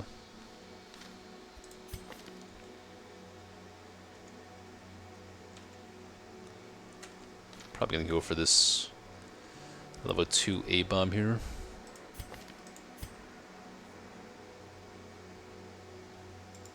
I don't care for this Jester. I don't care for all these shield breakers anymore either, though. I don't need 3 shield breakers in any scenario. Now that they know that she's not so good.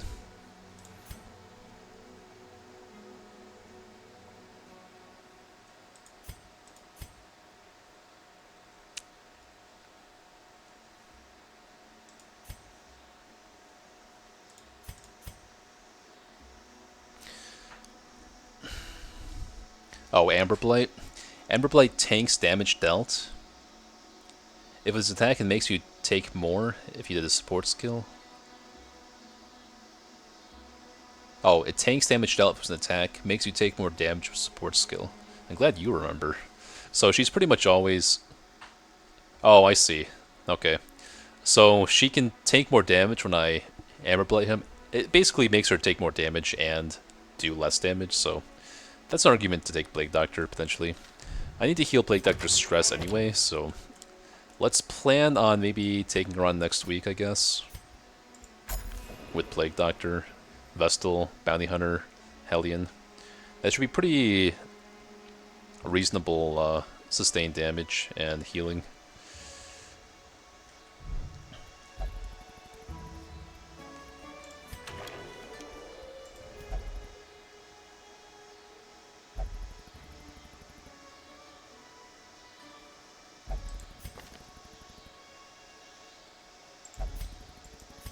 The valley has no place for those lacking in constitution. I see this one could not earn their keep. Unfortunate. What do we got here? 4 accuracy, flat. On attack hit, buff self 8% damage. And debuff, if not in position 4. This could be pretty good for a boss here, just because Musketeer doesn't have any built-in mark synergy. Oh, where am I going with that argument? I mean, for a fight that's going to last a long time, the stacking damage buff seems pretty decent. As long as you're not going to get shuffled, that's pretty bad.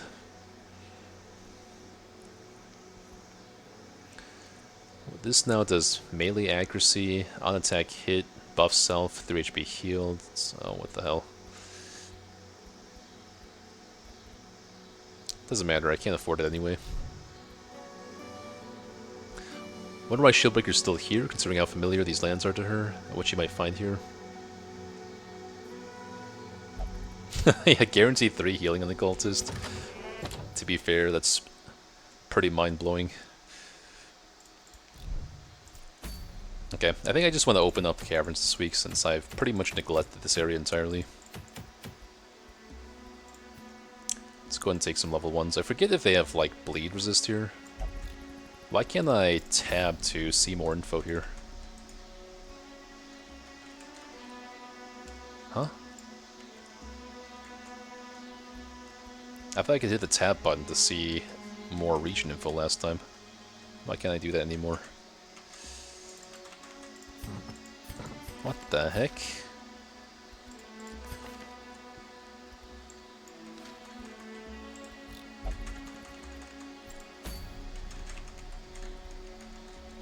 The game just decided I don't need tips anymore. Okay. The healing stacks, you think? Yeah, probably lasts for 3 rounds. But still, it's not that impressive. Guaranteed 3 healing is good in the pinch, but on average, it's nothing. You're going for like a melee occultist that can heal more. It's just a weird... It is accuracy, but cultist strengths are neither melee damage nor healing, really. We're going to the caverns, Philly, if you remember what their resists are. I think they're a little bit blight resistant. Like, by default, I would assume they're weak to blight and strong to bleed. But it's going to determine whether I want to take Flagellant or not. That resistant overall? Okay, I'll take your word for it. Let's try to heal Fumbling off of Highwayman. Guess we can start taking Leper. If we're looking for flat damage. You might want to play around with Hexer. Back 2 ranks, you say?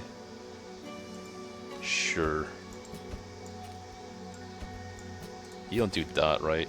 Let's play with Hexer, see what she's about. Yeah, tortures for obstacles. That I am aware of this time. Got 2 level 2s, 2 level 1s. Yeah, let's see how it goes. Grave Art would also be nice, actually.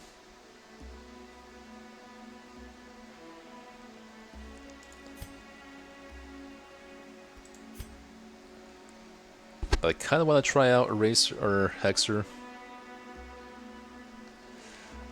They have visible eyes? Oh, that's true. Only character with visible eyes. Unless it's just like a mask.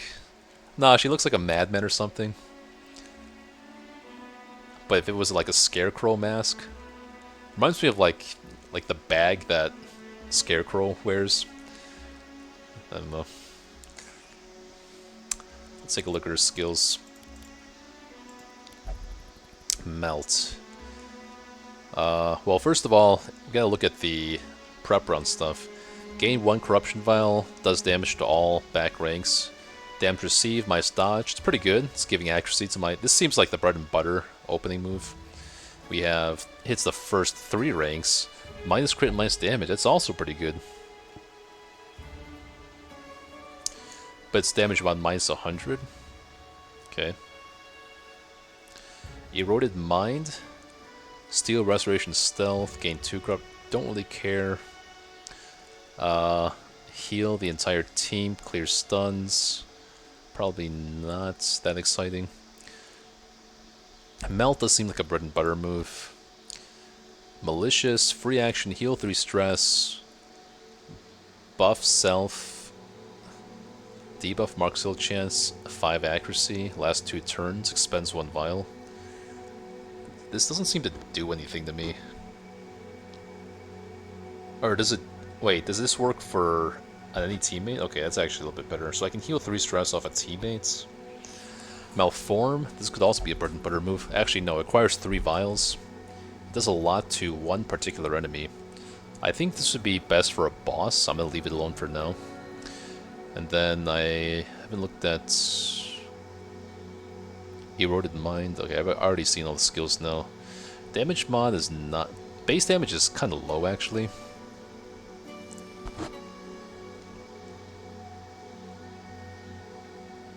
By the time you can get Malform off, it's kind of like...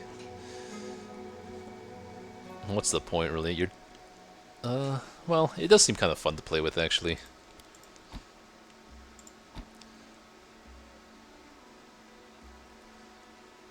So how about I get the one that gives me 2 corruption vials? I can kind of farm corruption vials and then... Huh.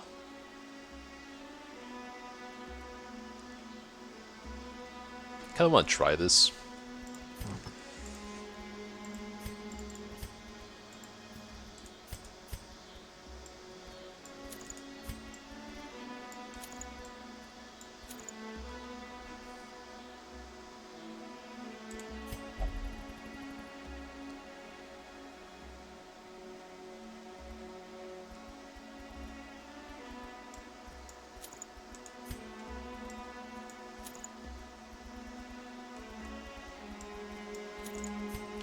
We have Mystical, Accuracy, Crit, minus damage. Kind of sucks though, because her base damage is pretty low to begin with. But maybe utilize her more for Malform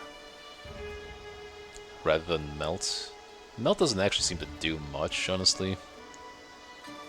It is damage per Corruption Vial, but you can't farm Corruption Vials and do damage at the same time, really. An arbitrary question. Can you capsize a spaceship?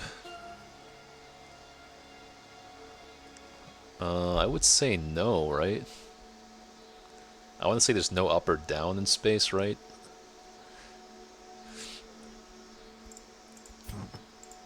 Oh, good. If vials persist after a fight, that would change everything. In fact, you could probably take the Perfumer's Needle. And then maybe the Profane Scroll to offset some of that. So get some accuracy and damage here. Although, I'm giving up Mystic Tomb. I think I do want to see what the Perfumer's Needle does here. Question is if I want the conditional accuracy and damage here, or just like just some flat accuracy for Leper. 35% damage plus 25 accuracy. What am I do? On turn 1, I'm pretty much just wanting to hit, like, withstand, probably. How did I give you the flat accuracy instead?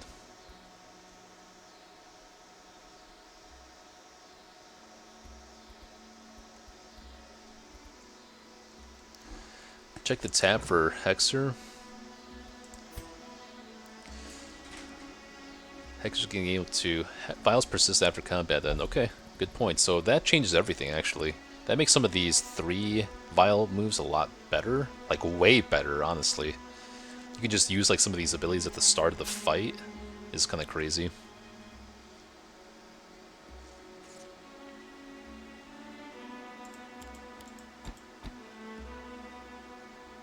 So let me start with this and see how I feel. There's no virtue. Okay. The affliction is not that bad, honestly. Depends on the harmful act outs. I mean, that's always gonna happen. But then the corpse curios, it's not. I don't think it's gonna be a big deal in the cavern specifically.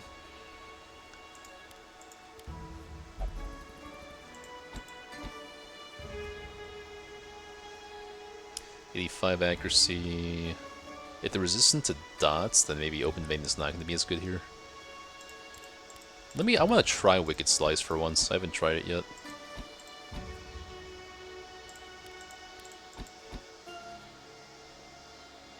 Clear corpses. Could be okay. Oh, debuff damage though. Classic Intimidate is always nice.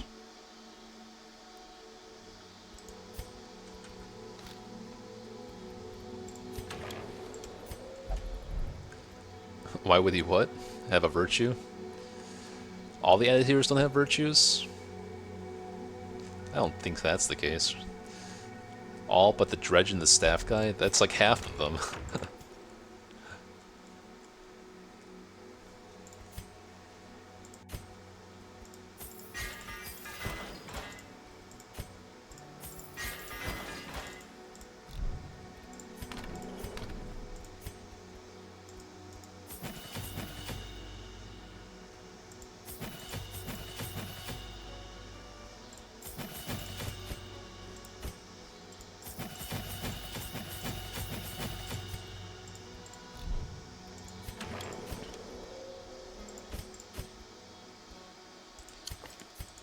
I have like no religious heroes, okay.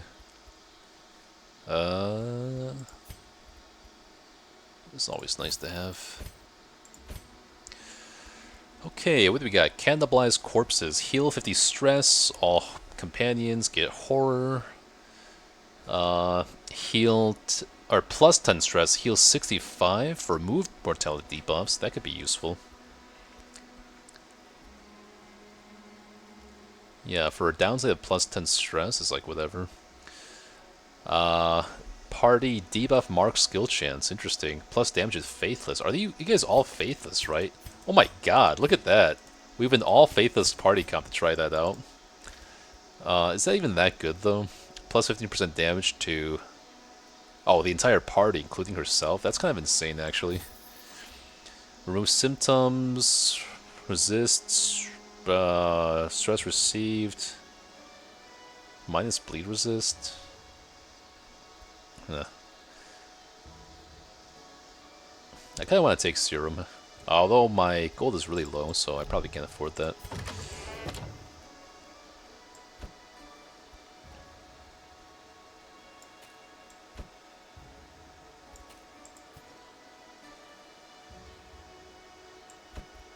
Probably taking Vestal and...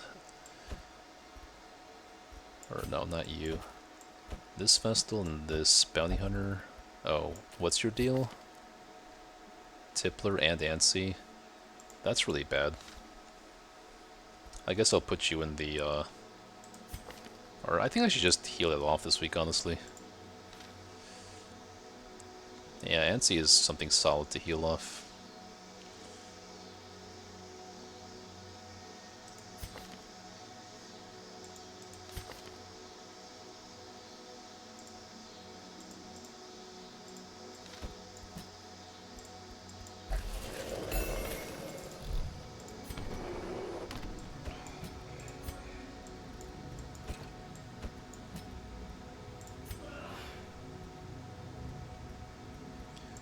Faded kind of sucks, honestly.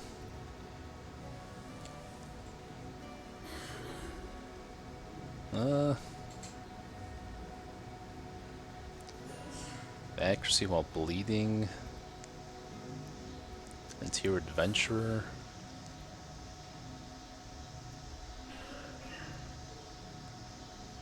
It's gonna be. This will be fine for the next boss, at least.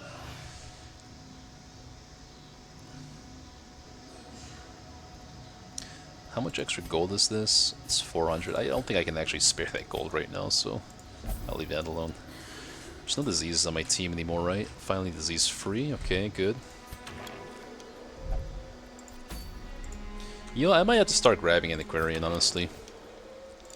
And maybe I can start... Antiquarian will allow for some dodge comps, potentially. I'll take at least one Antiquarian. Let's get rid of at least one of these shield breakers. I kind of like Alacritus in that a little bit. Surely I have someone bad on my team right now, right? I have 3 Grave Robbers.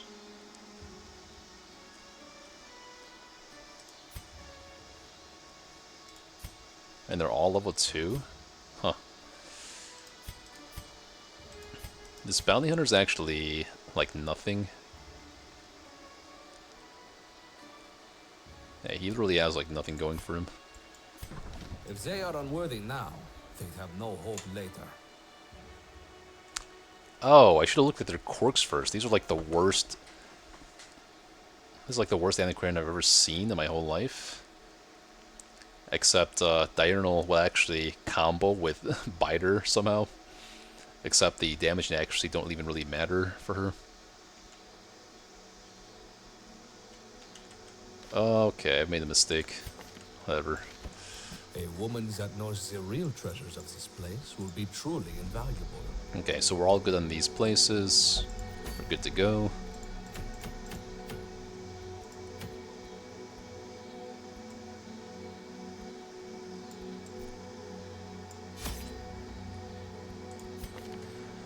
I could even take Antiquarian this week to get some gold going, but I've already invested in Hexers, so let's see that. Let's play that out.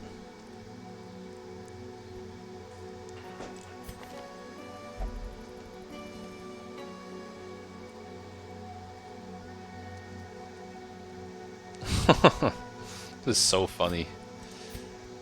She's not even guaranteed to go last because of Vestal's low speed. Surely I just wait for a better Antiquarian.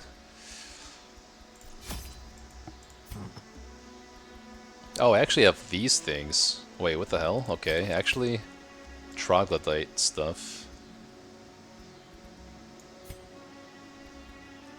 Wait, they're not all troglodytes, are they, though? I think most of the enemies should be troglodytes.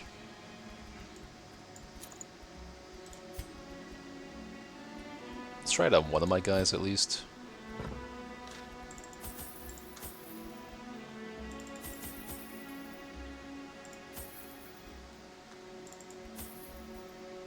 I forget if they do any blight. Oh, I gotta sell some stuff.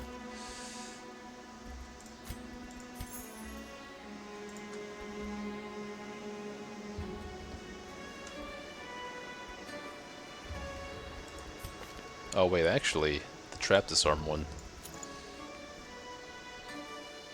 Actually, no, this one gives you my surprise chance too. I forgot about that. Let me stick with that for now. I do have to switch your skills over though. Camp skills.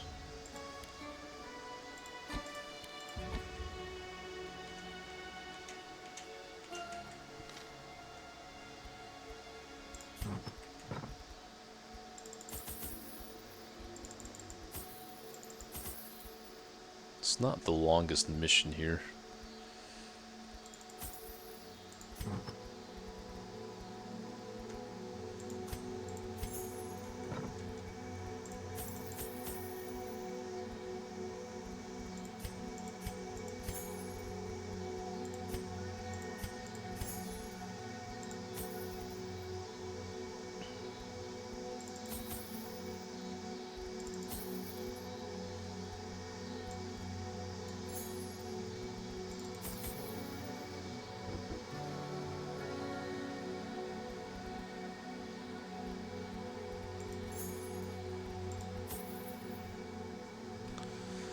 Okay, let's see how we go with that.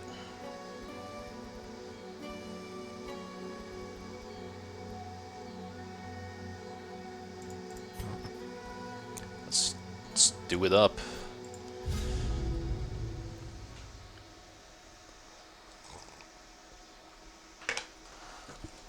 We have to make enough gold to fund our boss expedition next week.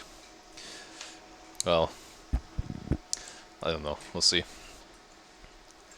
Filthy and perilous as these tunnels may be, there is plunder yet to be found. I forget how And weird yet, these rooms what are. you able. Minus virtue chance. Okay, it's fine.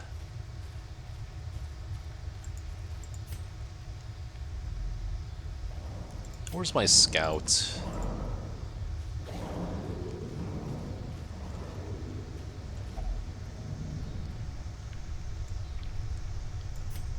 A lot of those like ritualistic looking heroes seem to give you stress with the archaeology kit. I don't know. I'll wait till I get back. Where is the scouts? I don't get scouts.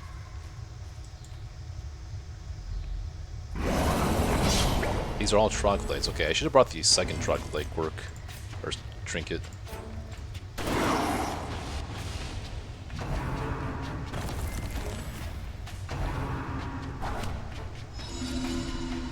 I was afraid the bola was going to move me for a moment. Oh, it does move you. Okay. I lucked out there.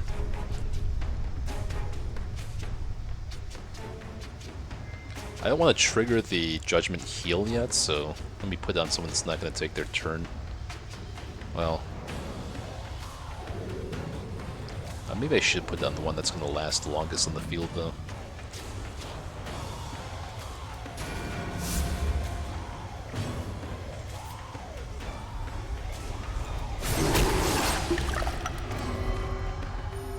Oh, okay, so it's not... It's kind of good that it doesn't take up a resource in my inventory. I don't know how much these stack, though, is the thing.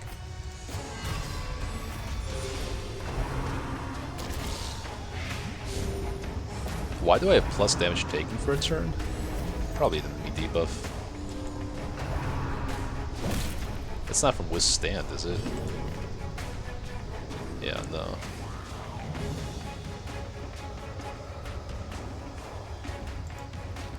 Three bounce tops? Okay.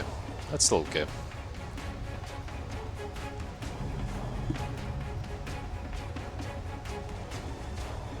I can steal restoration here, not that it like really matters that much for a full health character.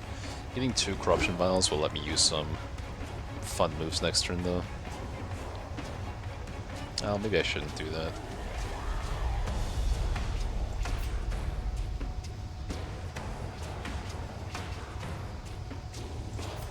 Is it ever just pain again, maybe?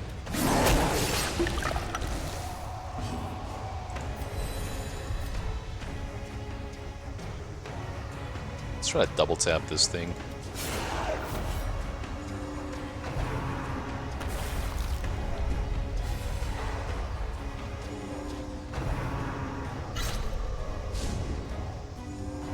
I get disease here, okay. That's not good. Disease and blight may not be that uncommon. And let me take a look at their resists. Their dot resist is actually kind of low across the board. So dots, bleeds and blights are probably actually fine here.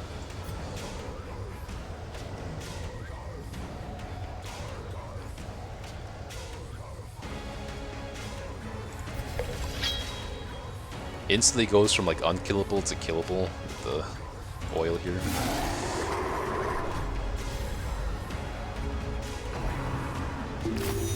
Oh, yeah, I forgot about that. So, this makes it so I do less damage and I take more damage, okay. And it has a little bit of prod actually too, which is interesting.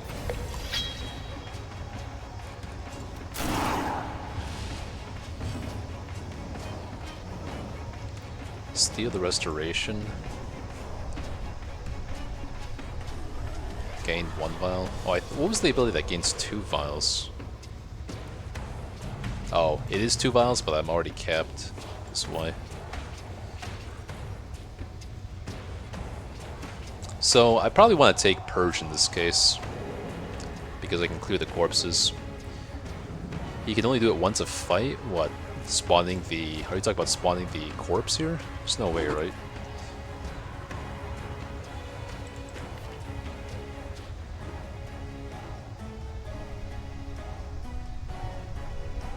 None of her effects have cooldowns, really.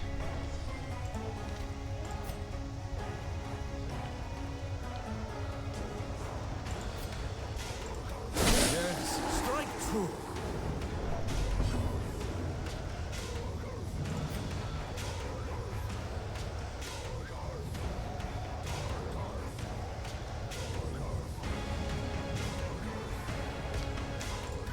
Spectacular.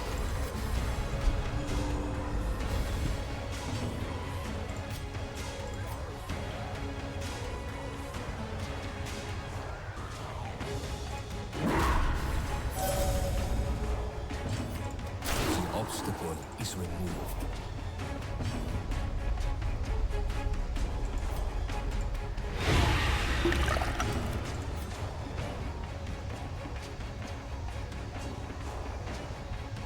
So I got 3 vials loaded and ready here.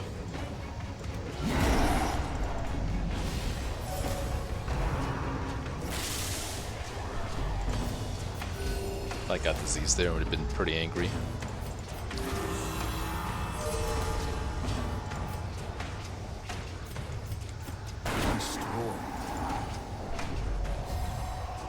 Why are you taking so much stress, by the way? Another skirmish, another step forward. Oh, the crits.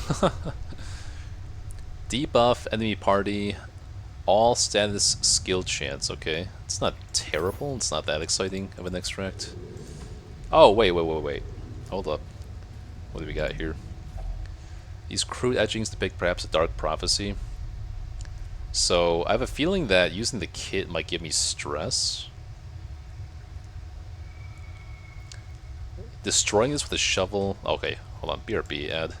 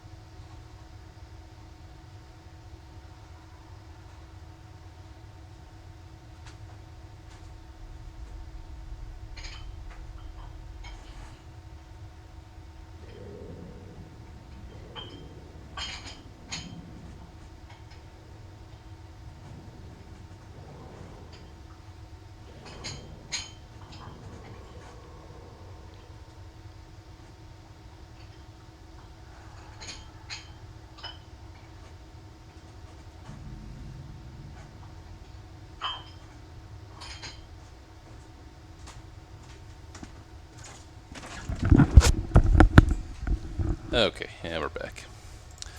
So I think I have to try the archaeology kit on this. Just because I know it's going to do something.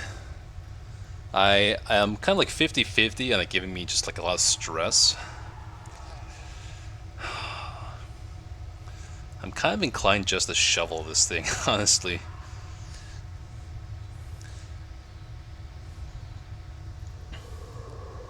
Yeah, this does amp stun resist, you're right.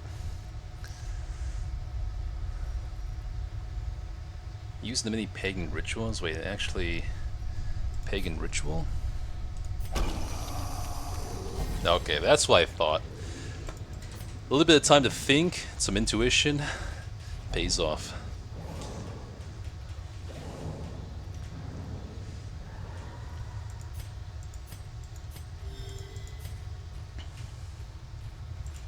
Okay, so now we can blow stuff up with you. Yeah, I'd rather just...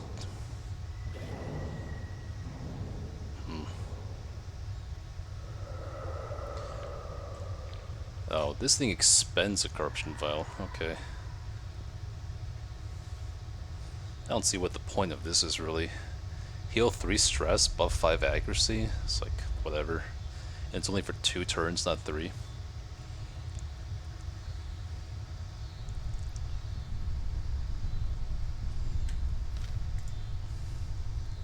Is it Draco Hate? Oh, okay. I see. I missed that part.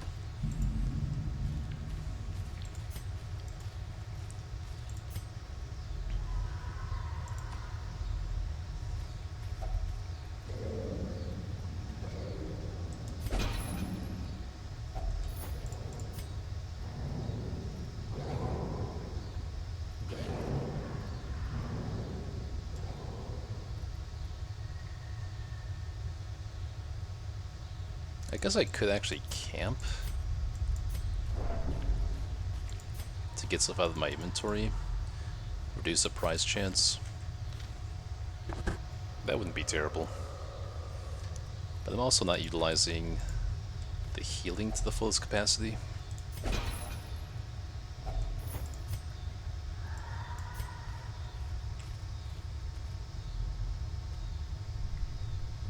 It's a free action? Oh, you're right. I remember reading that now.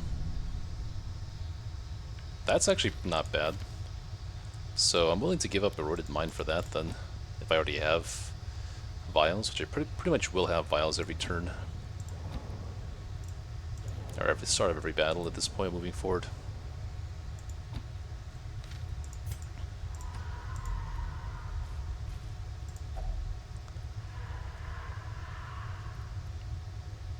I think I want to try the kit on this one. Worm Fang. I would assume this gives me damage. Really? I waste a kit? Interesting. What the fuck did we just get there? Nothing? Well, thank you for that. I appeased the shrine, it says. What?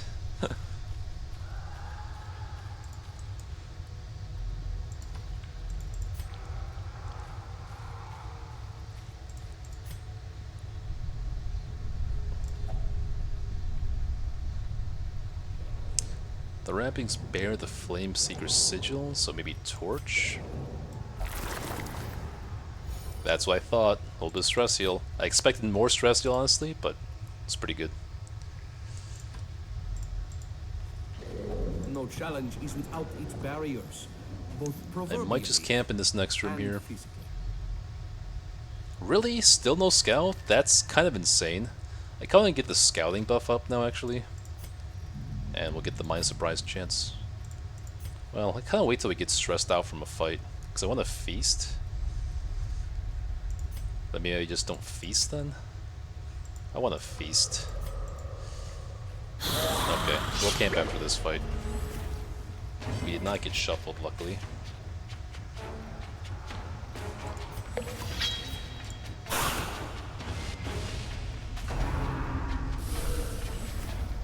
Free action is actually insane now that I think about it.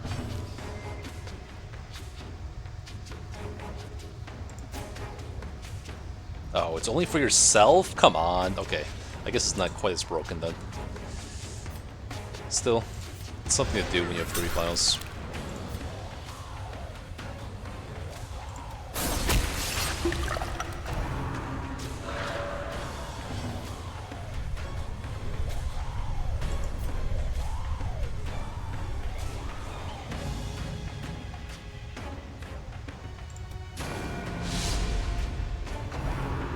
Oh, it awoke. Okay, still can only just really bulwark or withstand here. Does this have multiple uses? No, it just has 2. Okay. Nice. Alright, let's blow something up. This should be fun, right? It does have a lot of prot though. I don't want to use the last holding all on it. We don't want the... we really don't want them to revive things, though. Ah, I should have taken Purge. Fuck me. I might just have to kill this thing. The corpse.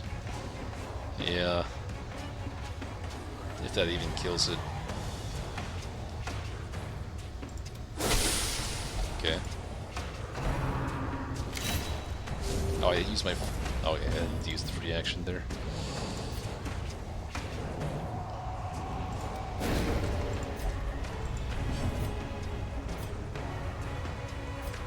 I don't really want to one-shot this now. Okay. Oh. Oh, good. That's actually good. That...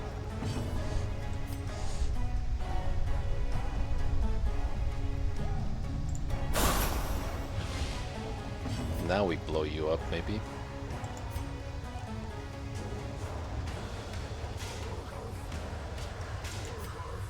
Because the stun chance is only 20%, then Vestal has to kind of clean up here. It's looking kind of bad, honestly.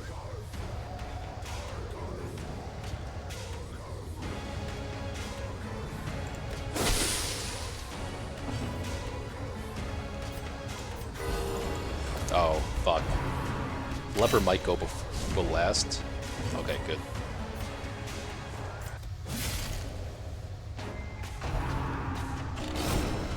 That's fine.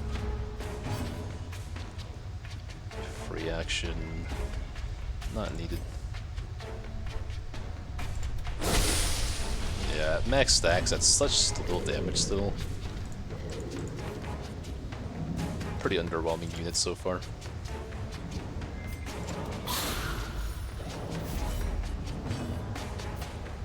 Speed of 0, speed of 5. Oh, I still would not want him to revive. Kind of regretting my actions here. Okay. Not too bad. I do need Amber desperately. Let's just get rid of that for now. Let's not forget to take Purge this time. Yeah, we do miss the bleed damage on Cavarons, you're right.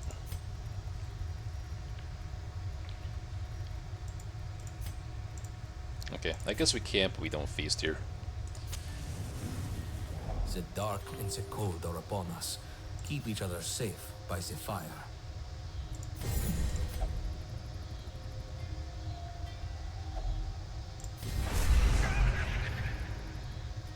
Scout would be nice. I guess I could Scout and Bloody Shroud. Plus move resist is actually decent. Scout gets a lot more value when the rooms and always are so short. You're less likely to encounter battles that use up the buff. Our path is revealed. March on.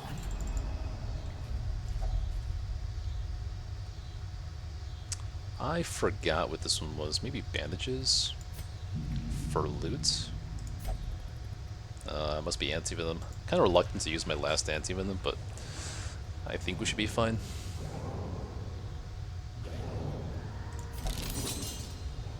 Our cause It's not is worth it. righteous. but requires funds.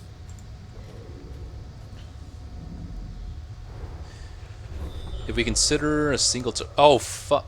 Okay, no, we're good. I was like, we might need anti-venoms for the blockages, but that's only for the treasury. Yeah, that's kind of mocked by PD and Fletch in terms of utility. I was talking about this before, but every single one of his abilities are really selfish besides the incantation, which is also a little bit underwhelming. Like a 10% max HP heal is not more than Divine Comfort, and yeah, it can be okay, but other than that, all the moves have no synergy with any other move in the game, so it's not really that impressive to me so far.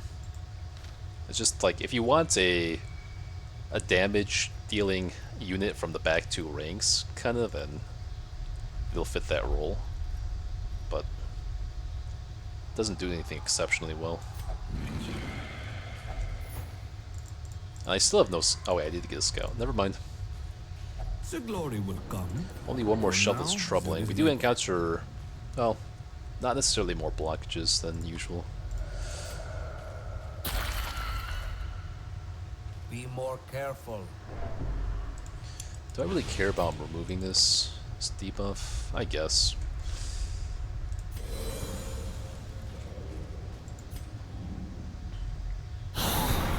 More Cavros? Okay, no shuffle. It's good. Oh, we got 2 of the gaggles, though. It's kind of insane.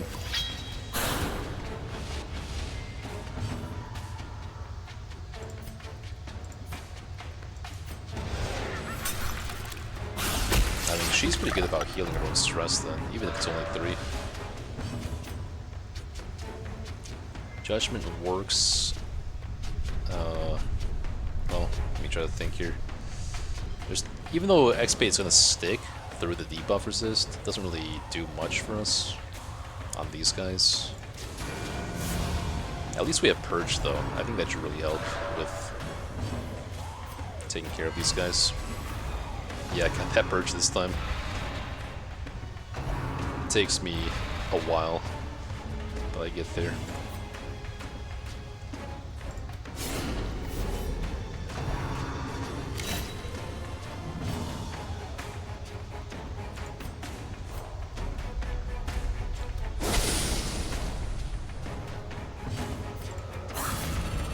There you go.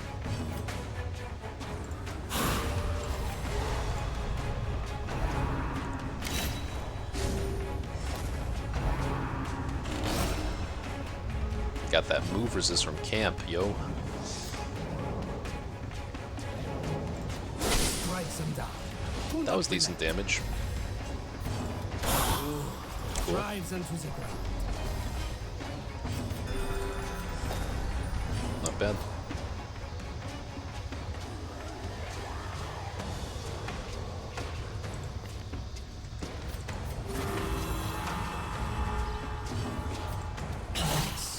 Yes.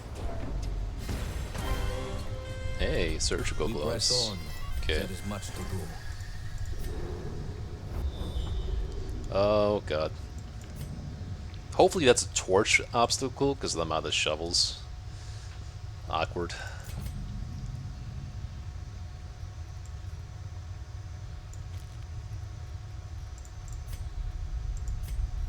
Should probably be good on food.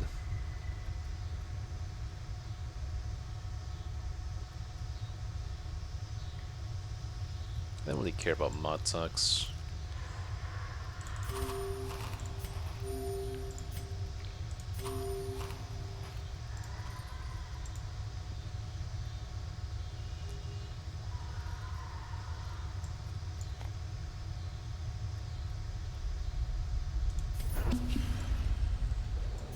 Okay.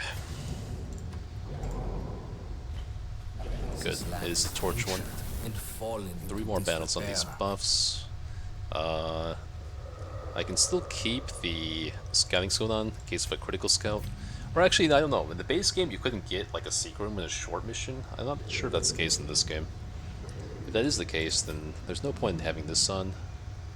But then again, she doesn't have any melee skills either. I'd have to do a little bit of trinket swapping around here. Critical Scout is still not bad. I'll just keep the Scouting Trinket on.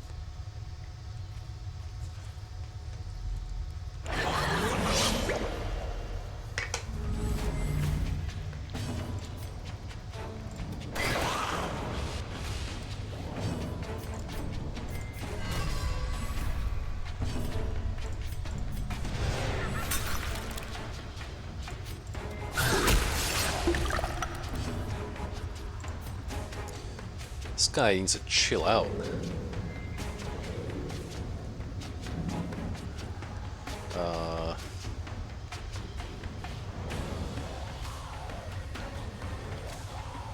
You guys are kind of like the same thing, in a way.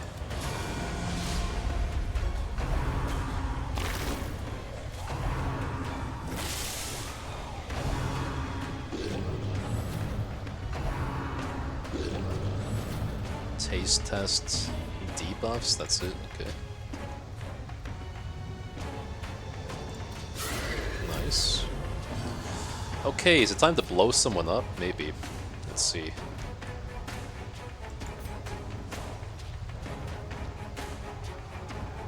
Since I have no backline targeting here, let's blow you the fuck up.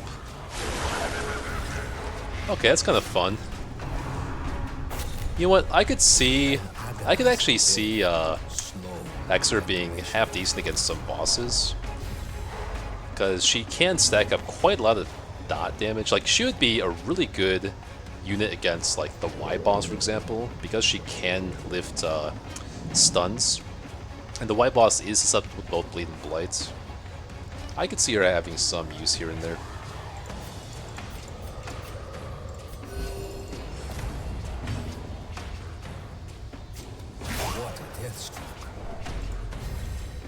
They call friends? Oh, I must have missed that.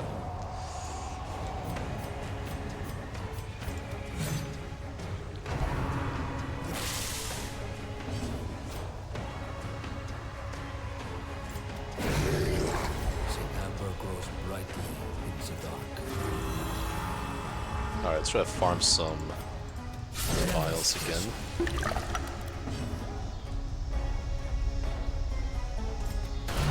Oh, that was a bit too damaging there, but I'll take it. The whistle. Wars consist of a great many battles. Continue. Oh, wait. Oh, this is healing 8 stress. No, it's not worth it. Try the salts. No. Okay. If I don't encounter another Curio, I'll use the shovel there. Because using a torch for 8 stress is, like, not worth.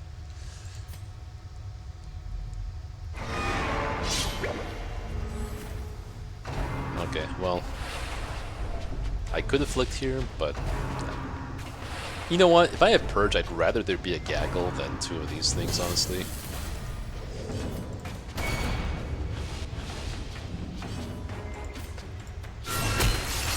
I wish they put the block on that guy instead.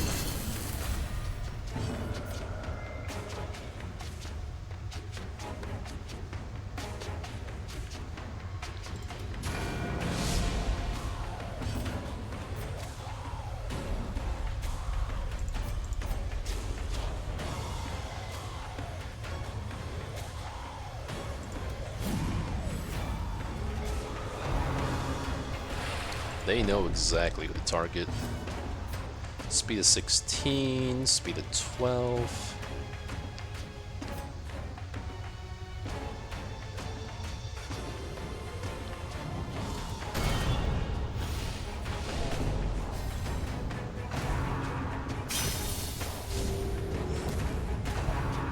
You fucker. You motherfucker. Alright, whatever. Fury.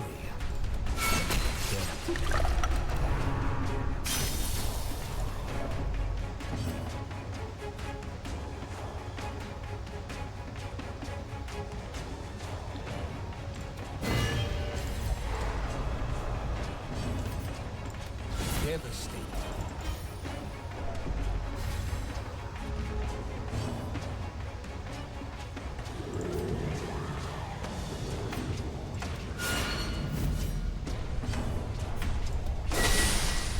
couldn't even kill there. Come on.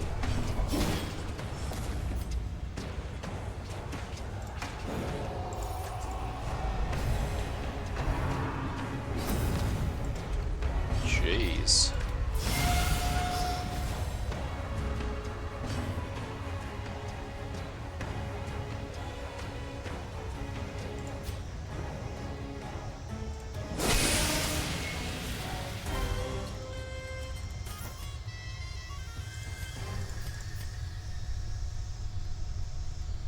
No scout? That's insane.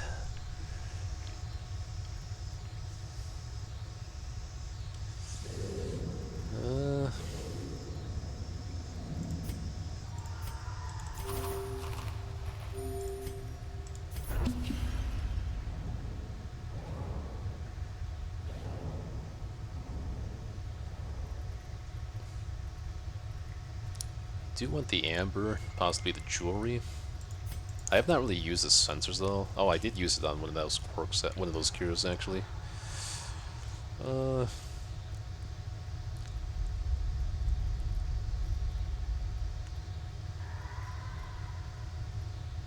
Haven't used the salts at all. I think I'd rather have. Well, I'm pretty low on jewelry. I know I still have valor marks.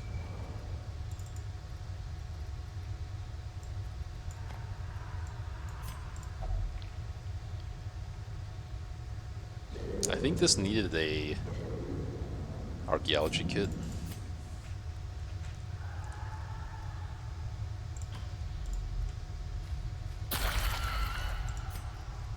You must keep eyes And I peeled. just threw out the...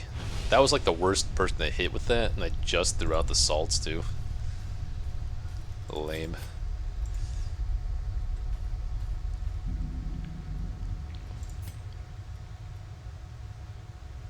What if I just touch this? No. Oh wait. Where's my scouts, by the way? Take up the spades. This is nothing to trouble. At least we have a yourself slot free. Okay.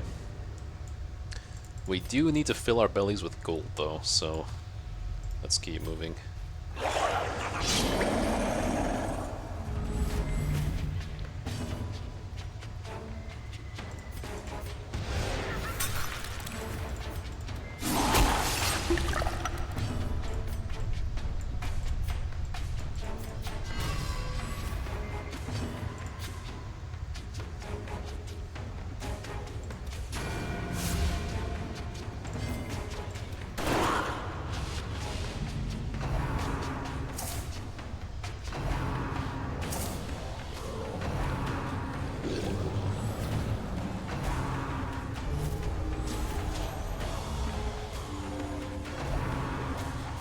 You're fast as fuck, what the hell? How do you guys get to be so fast? Who gave you the right?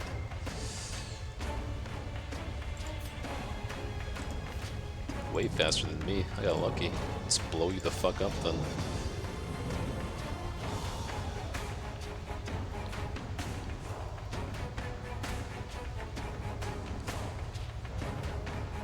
Earburster? That doesn't sound nice, but I can kill you probably with other people.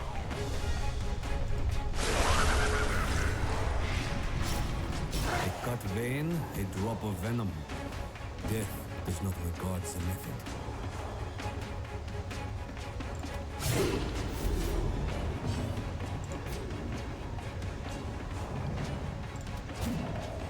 You fucker.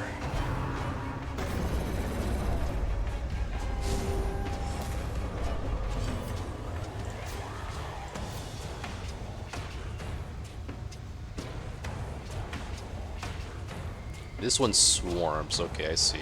If it has a swarm keyword, then it probably has a chance to summon something. It is going like first next turn too. Where danger lurks, so too do riches.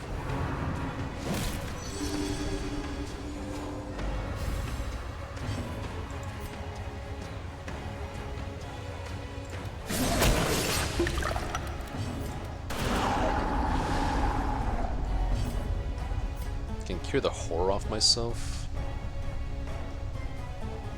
It's only 3 stress.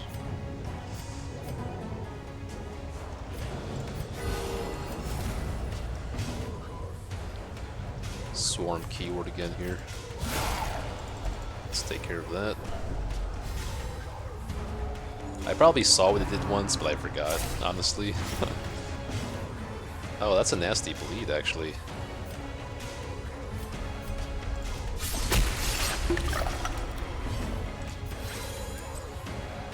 This guy's so fast, too.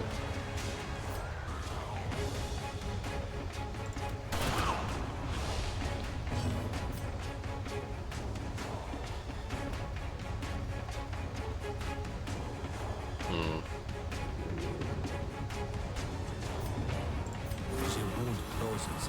The bones are mending. Press on. When the path is unclear, rely on each other.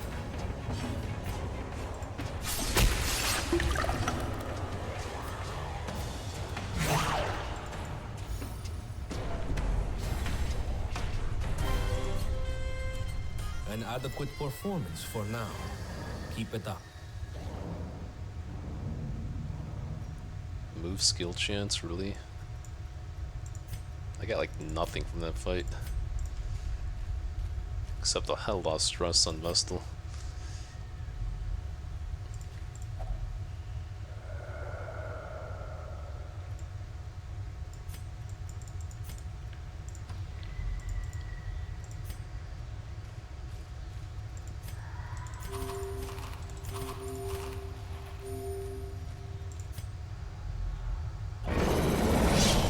New folks. Wow, Snail's here.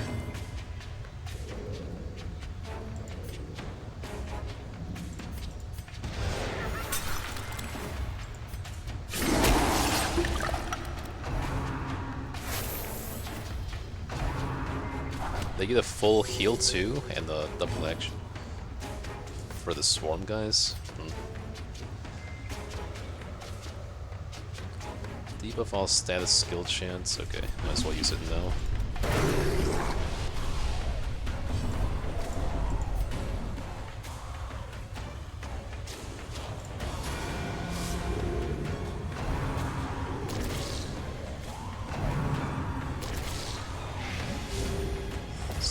It's kind of working out, except she still took the blight, unfortunately.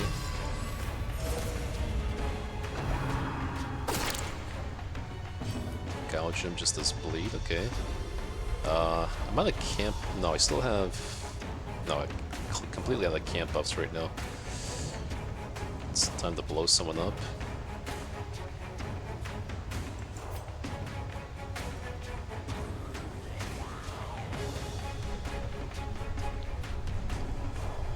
This one swarms, but I can kill it.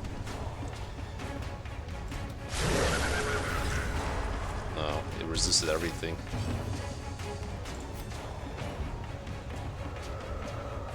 This one has lower stun resist, but I'm gonna try to one-shot it with a leper.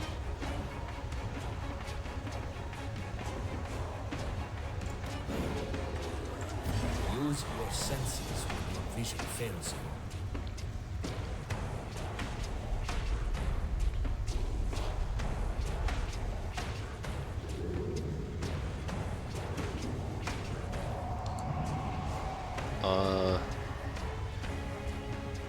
So this one's more likely to attack the front 3 ranks. I do want him to kind of suicide and repose potentially, but that's asking for a lot.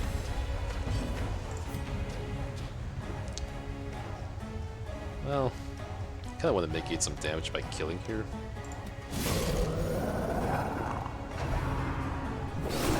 Okay.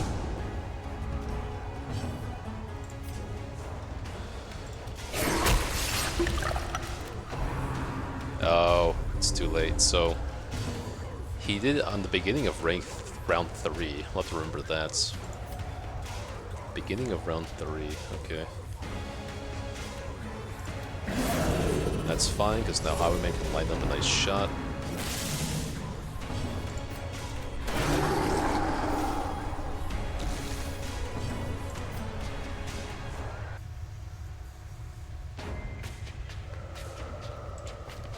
I still have a speed debuff on Highwayman here.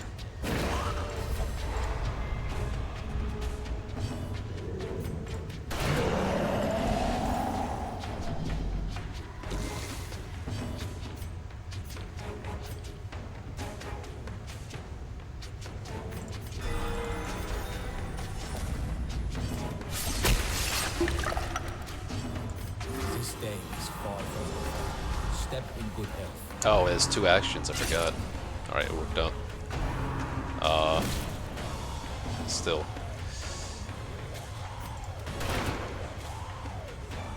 Oh, it has 1 more action. Jeez, you're annoying. But I filled my attacking for them for now, so let's heal up.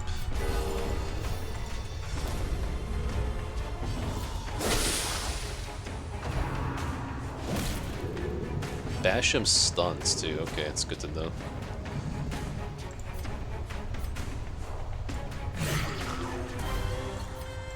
Ah, that's a pretty good find. What do we got here? Rotting corpses are used as fertile soil for shards of amber. What could this be?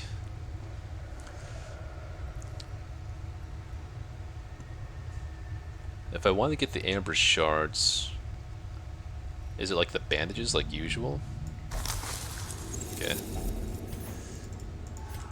Nailed it.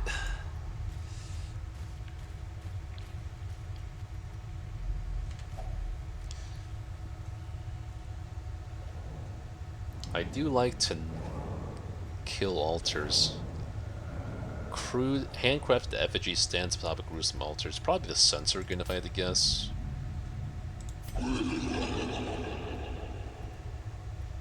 Does nothing, as always. Okay.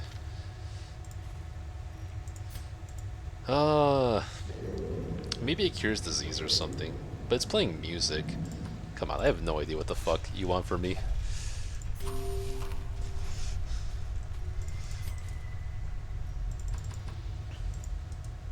We just did the hunger check. Okay, I think I'll just explore everything here. I don't know if this ever uses a key. Okay, good. That means I can use that on the other one. I can actually debuff this with salt now, which is really nice. Do any of you have bad quirks? Yeah, you have fumbling, so I still want to run into one of those, like, quirk unlocking stations. So let's try to save the key for a little bit. Ouch. We must be more vigilant. Oh, that's not that bad.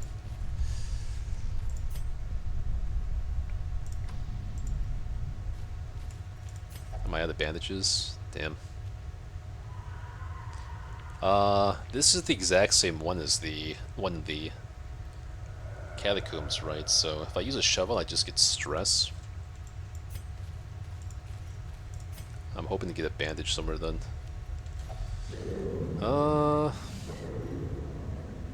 Sure, you're already stressed. Let's topple this over.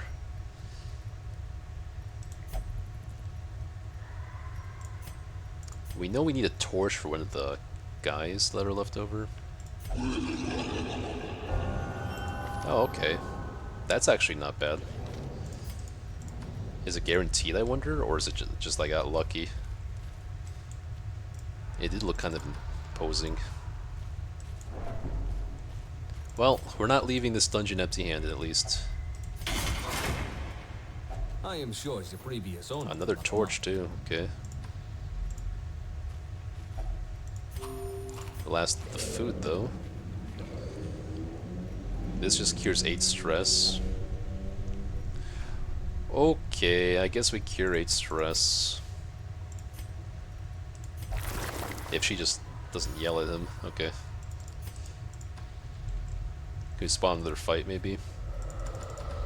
I'll try 10 times. It's 2, 3, 4,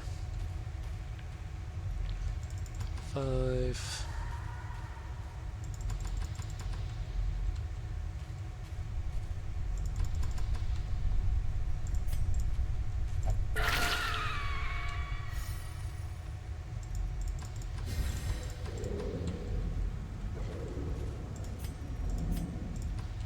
I don't think I really made much gold this week.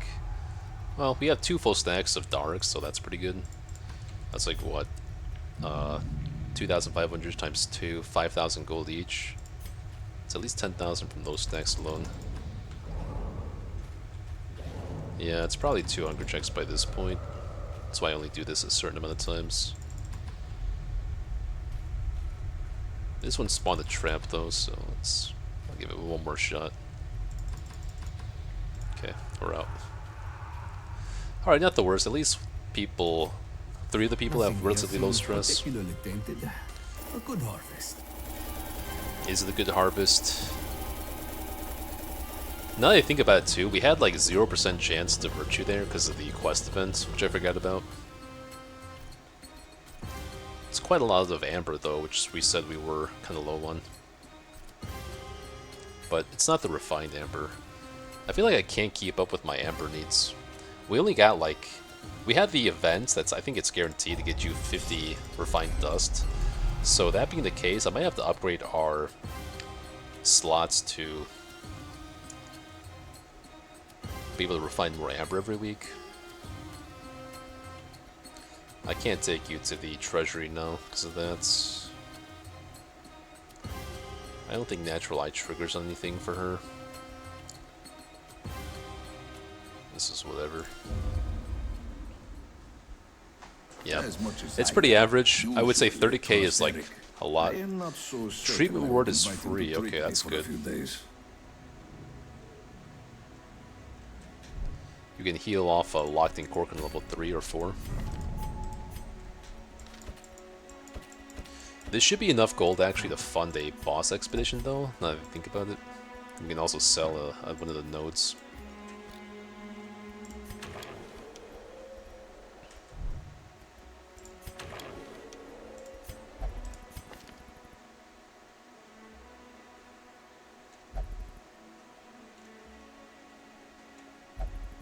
Executioner on Vestal and Eagle Eye. These are mystical skills though, not ranged. She literally has like no damaging ability except for Mace Bash. This doesn't really matter either. Yeah, these guys all suck this week.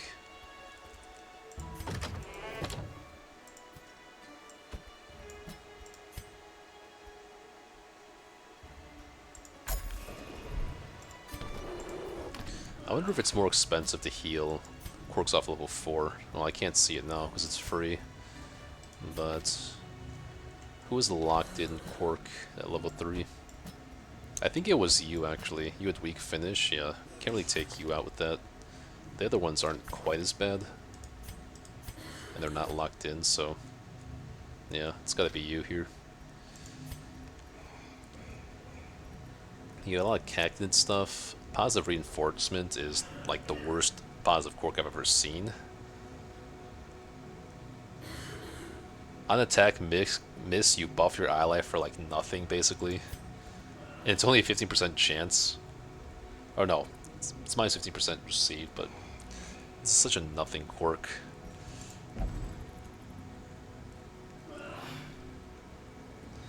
Philomath rocks the style. Oh, her skin.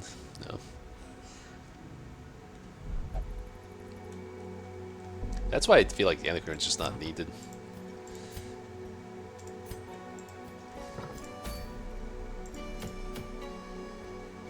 So if I want to go to a boss this week, honestly it could be like any boss really, but we already know what this boss does, so I was thinking this. Got you with Slugger. Or is it you? No. Got you. And then we have you. And that's not terrible. We got 2 moves that can move. Access damage from any rank, basically.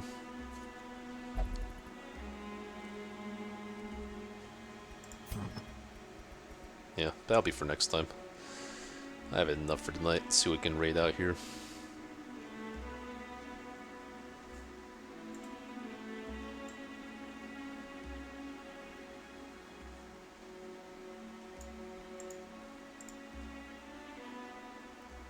We got Ash Gaming. But also 10th day with Darkest Dungeon. I'll just raid my buddy Ash. He was the other one of the other guys that did the similar challenge as me. Torchless, Deathless, all bosses, all quest goals. Alright.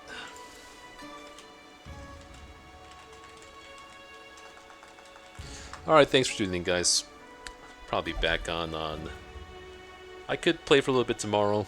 Probably more so on Tuesday, if anything. So peace out. Have yourselves a good night. Thanks for tuning in as always.